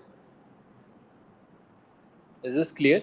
So you see the green parts are the heavy parts and red parts are the light parts, and you have different answers and so on. And this is exactly what was shown in the Anudeep's diagram. What are we in? No. Yes. This is one. If they can figure out why it's useful for path. Okay. Yeah. So I have told you what it is. Anyone with any intuition of why this is useful? Yeah, for path queries again. So now we are only looking at path queries. Subtree queries we'll deal with again later. So path queries, do you see why this is useful?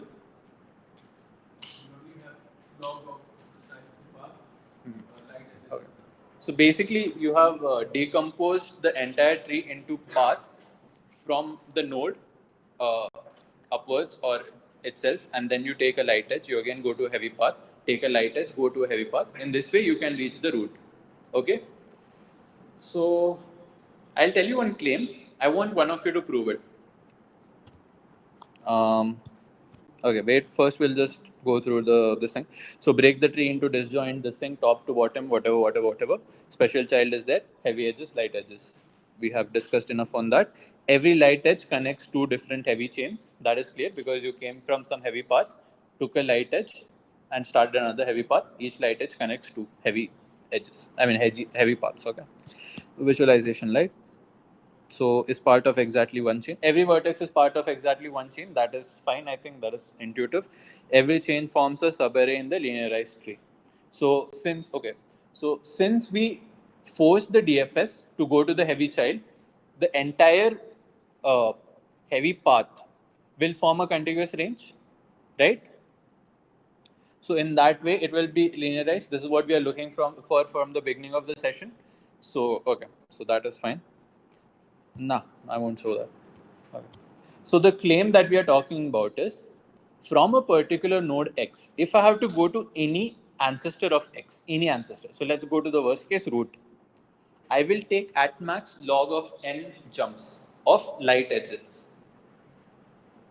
So what I'm saying is, okay, let's say this node, if he has to go to the root, one light edge I took over here, one light edge I took over here, two light edges.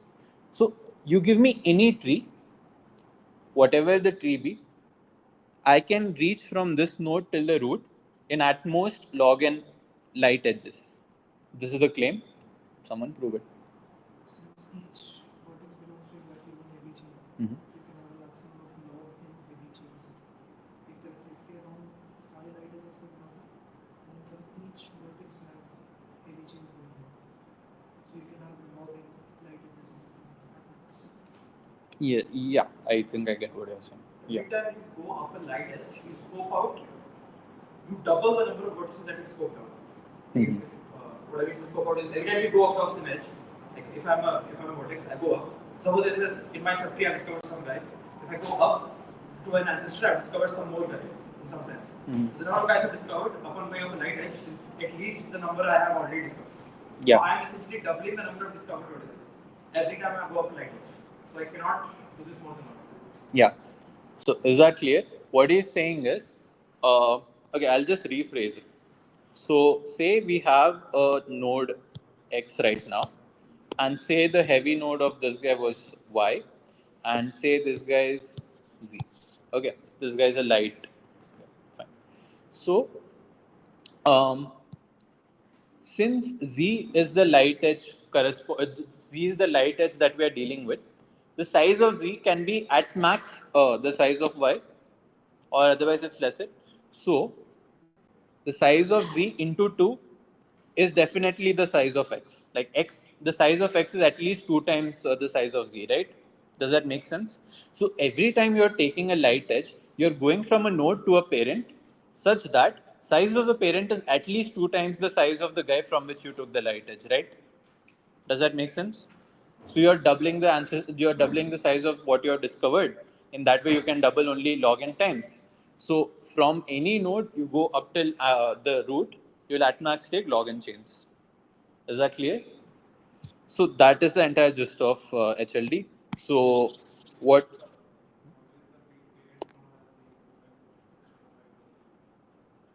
What? Should I explain that again? Hmm. Whenever you're going from a light child to a parent. Yeah. So light node will have some size X, but that particular parent found another heavy child whose size was Y greater than X. So the size of the parent is X plus Y at least, right? That you're assured. And X is greater than equal to Y. I mean, ulta, I guess. Y is greater than equal to X, whatever. So one of them is at least equal to the other. So the size of the parent is at least 2 times the smaller one. So now since you are going up, every time you take a light edge, you have explored like double the subtree. So you can do this doubling at max log n times. So till root, you can take at most log n light chains, light edges, whatever. Is that clear? So what we discussed before was heavy edges form a linearized subarray. Light edges are taken at most log n times. How do you answer path queries?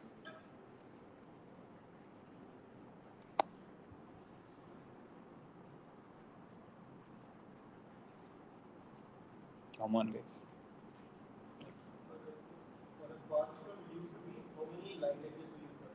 Oh yeah. Okay. First, starting with that. If you have a query from U to V, how many light edges will you traverse? 2 into log n. That's still O of log n because log n from U to LCA, V to LCA. So it's still O of log n that we are dealing with, and all the heavy paths are linearized, and you're taking a jump between heavy paths at max log n times. O of log n times, I mean. So solution. For each node, you can store the whatever the function values from the head of that to that one. Yeah. And every time you skip up to the header and calculate the function. Yeah. So basically, what he's saying is, oh, that was negative. Say I have to go from, okay, let's take 1 to this guy. This is another one. Fine. So from this head till here, you have it in a linearized subarray. You jump from here till whatever was the parent of this guy. You jump to the parent. From here, you know what is the function from that head till this node. The head is itself in this case. So that's why you came till here, right? You've add that value. Now, in fact, there are two ways to implement this. One is like U to LCA and V to LCA, and then subtract LCA. Usako gives you another way to do this. I'll show both. So let's do U to. I think we'll change the V. Let's take V as something over here. Okay. So from here again, this does not be its parent is not its heavy path. So its heavy path ends here. Again, take this jump. You reach here. Now you see that this is the max you could have come because beyond this, like it's beyond LCA. So you come till LCA. Same thing you do from. Oh, I chose very bad nodes. Let's take this guy. So the reason being this is like one chain from there. But anyways, so this chain you can find. Take this jump and this chain's value, you know. Is that clear? So log n jumps for going between heavy paths and O of log n for querying on each this thing. heavy path if you're using a segment tree, whatever your data structure that you use. Yeah. Basically, for one linearized part of the tree, you take one jump to reach the head of the Yeah. that. Yeah. So you keep jumping between heavy paths. Yeah. And yeah, that's what you do. Is this clear? I think this is like kind of not intuitive usually. If anyone has any doubts, just clear this right now.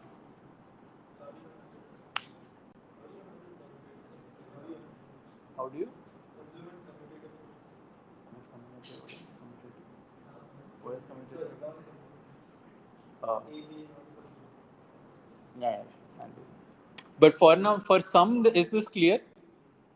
And now you can do point updates as well. Is that fine? So point updates, if I would have just added plus x here, it's just an update query in the segment tree or whatever that you're using, and you have your entire like DS sorted. Fine. Any doubts? Like I'll go to the better parts after this. So okay. Yeah, also like now if you see the implementation details, so that code that I showed, everywhere I stored who was the head of my heavy path. The reason being I have to query from that guy till me every time whenever I'm going up the paths.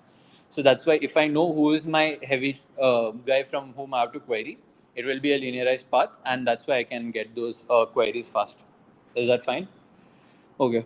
So I'll show you the implementation. Okay, wait, we'll just read the properties of this. So yeah, subtree size reduces by at least half on traversing a light edge, as we discussed. So that's why login. This is the proof of why there is login jumps. And then any path from A to B can be written from A to LCA plus LCA to B. And there are at most log and light chains, what Kishore told before, and steps to support path. So yeah, decompose via HLD, linearize it, build a data structure that supports queries of that form. And also yeah, now if you see, we are building the, so we are not subtracting anything. So you can have non-invertible functions. Your entire heavy path came as a like contiguous subarray, and because of that, like there's no subtraction issue that we were having before. So you can directly query min, max, whatever. So I hope that's fine. Linearize the chain, whatever, and yeah. So for any path, we query from A to LCA and B to LCA, and then do whatever subtraction. So the total time complexity is log n times you will take you. So basically, you will take the light edge log n times. So you will make the query on the heavy path log n times, and whatever your data structure is taking, that will be added, like that will be multiplied. So that's why your total time complexity is little higher than ETT and so on. So that's why whenever you are doing like if the function is invertible, it's usually preferred to like use ETT, whereas this is there always. Okay. We will deal with one more thing. So what was your issue?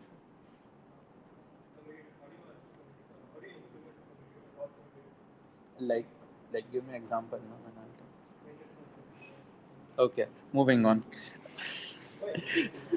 What matrix multiplication? I'm not math. Give me some better example.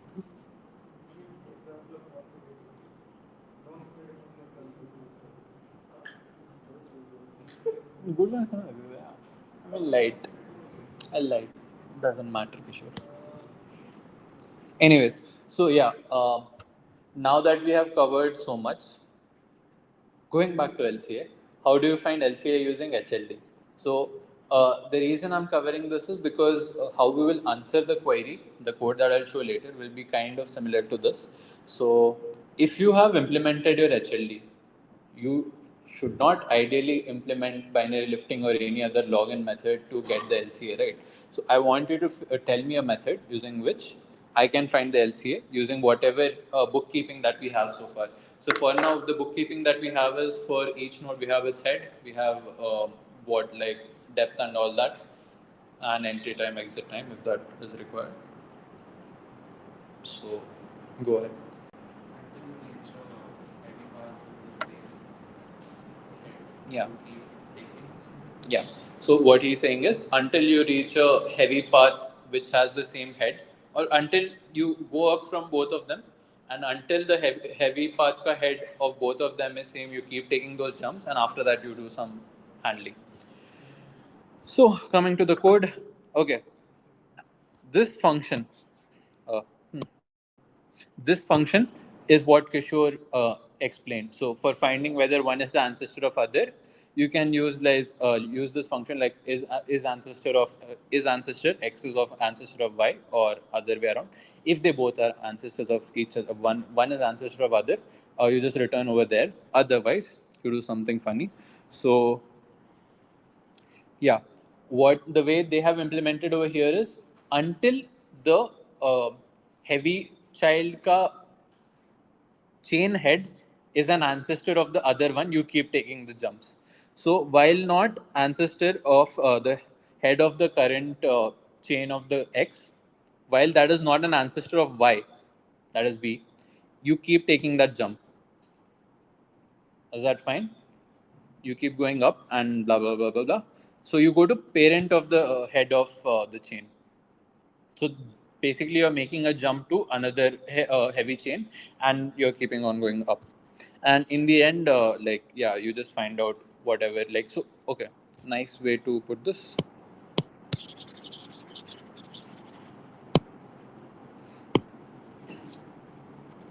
Say this is your structure.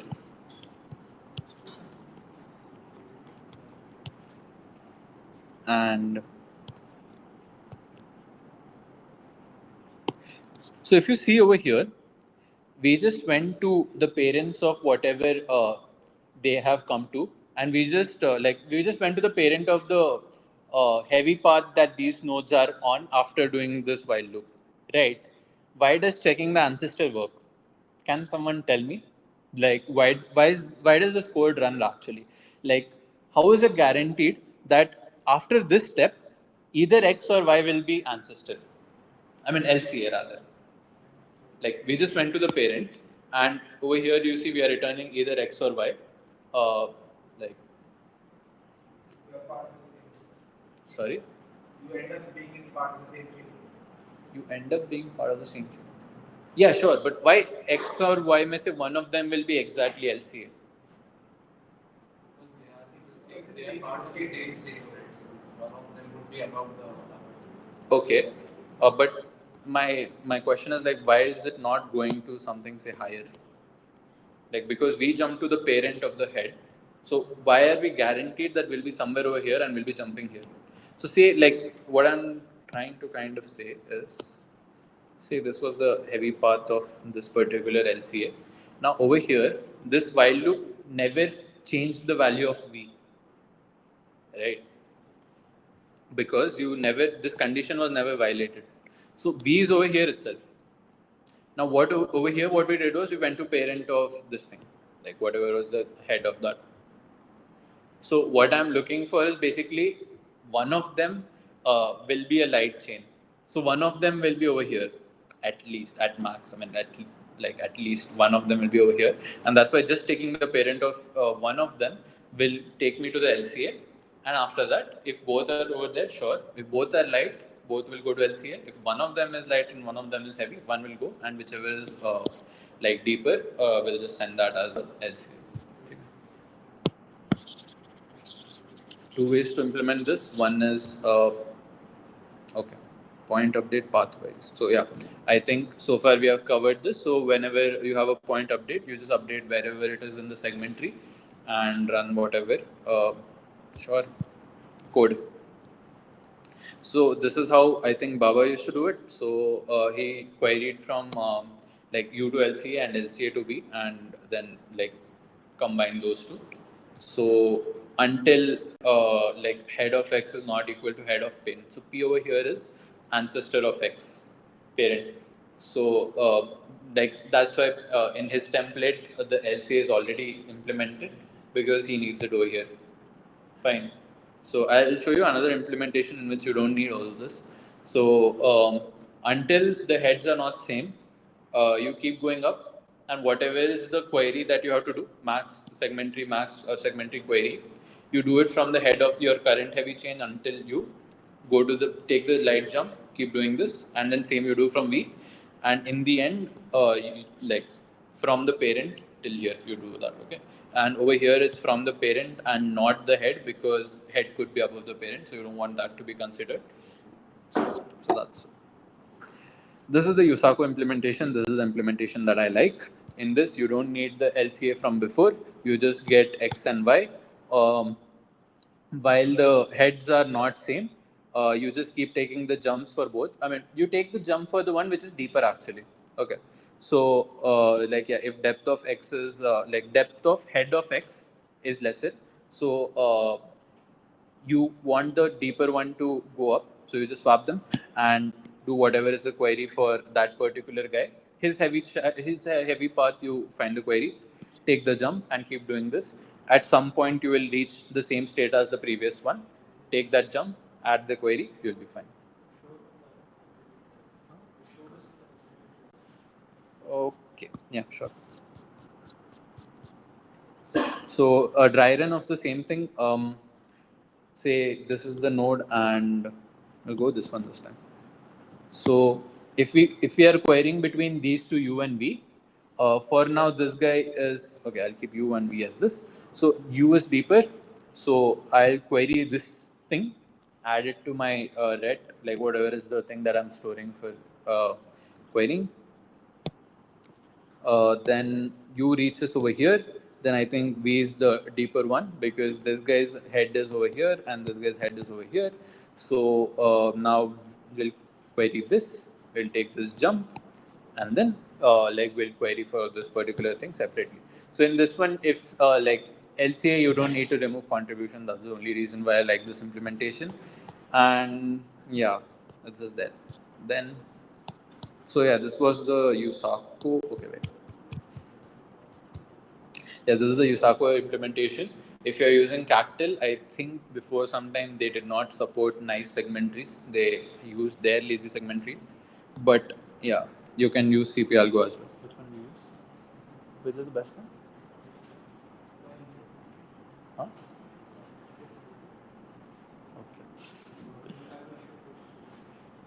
Okay. Kishore wants to flex his template, so Yes. we will take a short break. Take. No, it's done. That's the interview.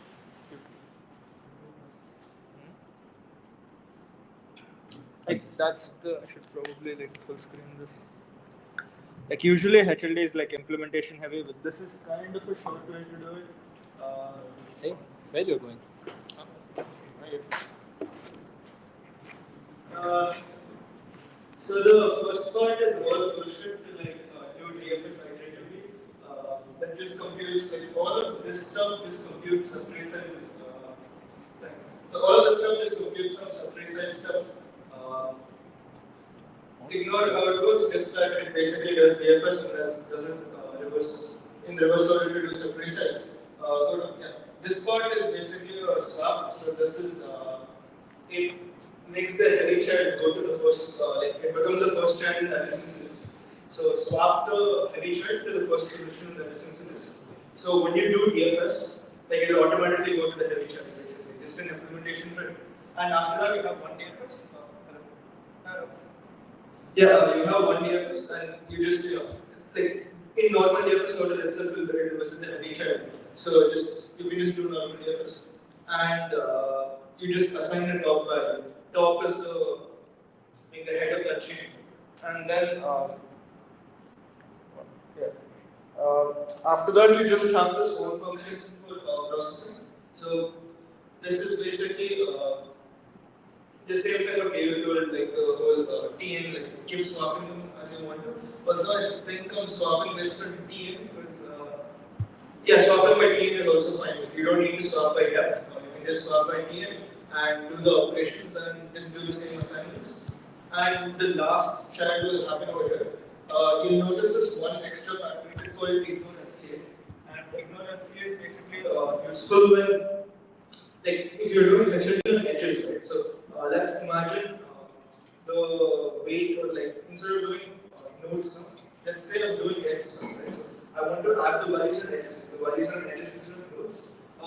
Easily you can transform it to like a HLD problem, like using what you've learned, is notice that every edge can correspond to exactly one channel, right? right?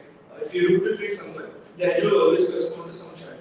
So except for the root node, obviously the root node is never used. But you can have every edge correspond to the child node, and the value of the edge can be placed in the node that is the child. Right? The child can have basically the child node can have the edges value, and then after that it's still the same parts way. The only difference is you want to ignore the LCA because the LCA will contain the like if you did something like this where this something like this, you'll notice that you put this edges value over there, this edges value over there. Oh shit. This. Oh yeah. Yeah, you'll just notice that okay, I put this edges value over there and this edges value over there. Then when you do a query on this path, you'll want to ignore the LCA, right? Because the LCA will contain the edges value from above that. So you want to ignore the LCA. So just for that's a non-string. So good. So just so that you have a value called ignore LCA, which will also just ignore the LCA. And this template basically accepts a lambda to do query stuff. So you can sort of use HLD agnostic to your segment tree. So like sometimes you might want to use a sparse table, you might want to use a segment tree, lazy segment tree, persistent, whatever. You want to use some bullshit data structure to like answer these queries. You just want LCA to execute. You just want HLD to basically decompose the path into log n segments. So in that case, you can just sort of abstract that stuff out. So you will pass a lambda called OP, and the lambda is basically the operation you're doing. So I can sort of show an example, I guess.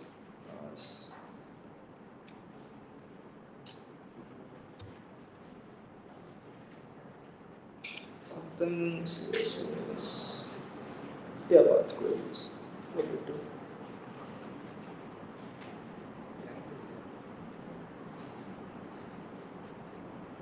So essentially, you can use it outside. So you have the updated query function outside, where you define a segment tree outside, and in query you can basically pass. You can sort of pass process a lambda that takes the ranges and performs a segment tree query on it. So you can sort of separate your data structures that way, and process acts as a lambda, and that's basically the whole data structure, I guess. Also, nice thing is this function will always return the LCA. So this also automatically implements LCA. And I think subtree part will explain. Move that to this. You're on Alt tab. Alt tab.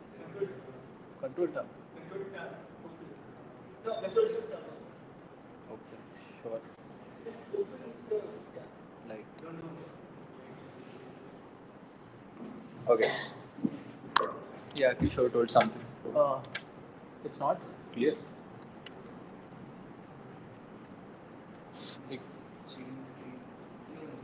On, okay.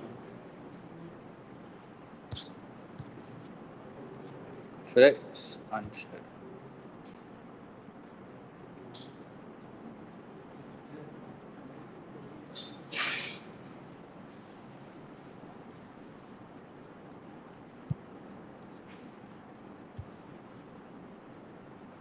Is it fine? Yeah. Okay. Yeah. So coming back to the thing, what all functions can be computed? So before we could not compute non-invertible functions. Now it's just a simple segmentary query. So before we could not compute non-invertible functions. So now we can compute it for invertible functions. The only thing that is of a worry is combining the answers of different heavy chains, right? So say when you are taking the jump, if your query was something like find the number of different values from the paths from U to V, I think this you do not support using your normal segment tree also. So those things kind of become difficult using this, but any of your standard invertible functions or non-invertible functions are fine because whatever you do with a segment tree on an array or whatever data structures you use on an array, using through the same time complexity, you can answer all these path queries as well. And again, path updates will also be performed in the same manner. So you're only updating log n sets of path. So if you have to add x to some paths from u to v, you will again add on all the heavy paths and be done with that. So you can, so invertible and non-invertible functions both are supported, and whatever your segment tree does, it does. The final problem of today's session, subtree updates and path queries with non-invertible functions. So min-max also. Just to refresh, subtree updates and path queries, the last time we did it using two segment trees where we were adding in one and subtracting in the other and so on. But now if I want the max and min, you could not do it there also, because when it used to go to the other irrelevant paths, you could not remove its contribution. Now I want you to remove that contribution as well. And so just for revision, ETT2, we used to do this, but in case of like path queries, you cannot modify the function to take into account for the ones which are not relevant. So ETT2 fails. And if you were to just use HLD, I only taught you how to do path updates. So how do we do subtree updates and path queries? Anyone? It's a very dumb thing, I think. If when you like get the solution, it's like very trivial. I can build the ETT in any DFS order, right? So the HLD DFS order is also a valid DFS order. Yeah. So instead of having multiple segmentaries, there is one big segmentary, and now everything should work like. Yeah. So what he is saying is, go ahead. So what he is saying is, our original ETT was ETT wave 1. That was just on the randomized list, right? So I could always find the subtree as a contiguous range, irrespective of what DFS order I take. So I could just randomly shuffle the adjacency list of a node, and still that thing would work. So here what I have done is, I have only processed the heavy child first, and the remaining stays same. So even in the case of HLD, your entire subtree stays as a contiguous range.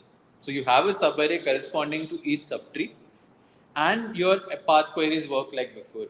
So now if you have to update an entire subtree, you just find whatever is that subarray corresponding to this and add x, subtract x, or whatever is your function, you perform that function, and path queries remain the same as what we discussed 2 slides ago. So it's just combining the two things. You combine your ATT wave 1 and HLD, and now you support everything. So the solution is the same thing. You linearize the tree using HLD and store start time and end time that we did in ETT wave 1. Build a lazy segment tree. For updates, update in the range. For queries, do that LCA to U and LCA to V, or the USACO method. Both of them will work. And that brings us to the end of the session. So we learned how to combine HLD with ETT, and now you are capable of answering all these and all the combinations. So, although definitely few functions are not possible, like number of distinct elements from this to this, U to V and all those. But I think with what we have covered so far, most of the problems can be solved. Also, there's this interesting thing on USACO. Some hack is there which allows you to do n root n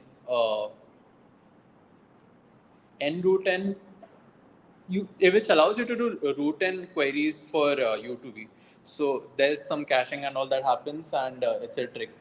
Like basically, if you process the thing in the order of HLD, n square works up basically. So like if I were to just maintain frequency kind of thing for paths from U to V, and whenever frequency becomes 1, I increase the counter of distinct element, and whenever it hits 0, if I were to do that simple thing, it is supported because you process this in the order of heaviest child. So most of the queries will be like together, so it's like faster, and sometimes n square hacks work off. I AC'd one CC problem using this, it works. Find this one, no? Tree queries and NQ. I mean, just show you, Sako, it's there. This time, right? Yeah, NQ, This time. Just check this blog. Yeah, sorry. The blog is called Tree Queries for NQ. O and Q. If you I think it's this one. I mean, just it's there Yeah, on your yeah, side. this is HLD, yeah. If you do something, it makes it pretty hard to create complicates to stop like NNTQ solutions. So it works pretty fast. Also, I guess one more thing is like almost everybody uses the HLD version that's just one single segmentary because much easier to code, life is easier. But it's actually so the other version is where you have a lot of segmentaries, right? Like you have one segmentary for each heavy chain. That is, you will have higher constant factor with it, and it's supposed to be the same time complexity. But it's also really hard to create a counter case to make that go to n log square. So if you have like any path query type, any like segmentary path query type thing, the single segmentary version, you can easily force like n log square n. I think like a full binary tree would probably work. But the same thing when you're trying to force on the multiple segmentary version, it's a lot harder to create a test case. I think somebody had a like one by four log square n bound using like they could construct a tree for 1/4 log square n by doing some root n constructions. But yeah, it is supposed to be theoretically the bound is still the same, but you can it's really hard to make test cases for it. So it is supposed to run like faster, like in terms of like, I don't know. It has high constant, but it's also hard to get test cases for. So.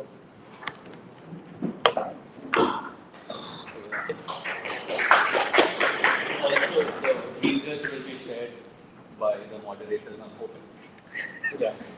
Oh, it's there here, I guess. Research. You have to stay, right? Fools. Get Stop promoted. sharing.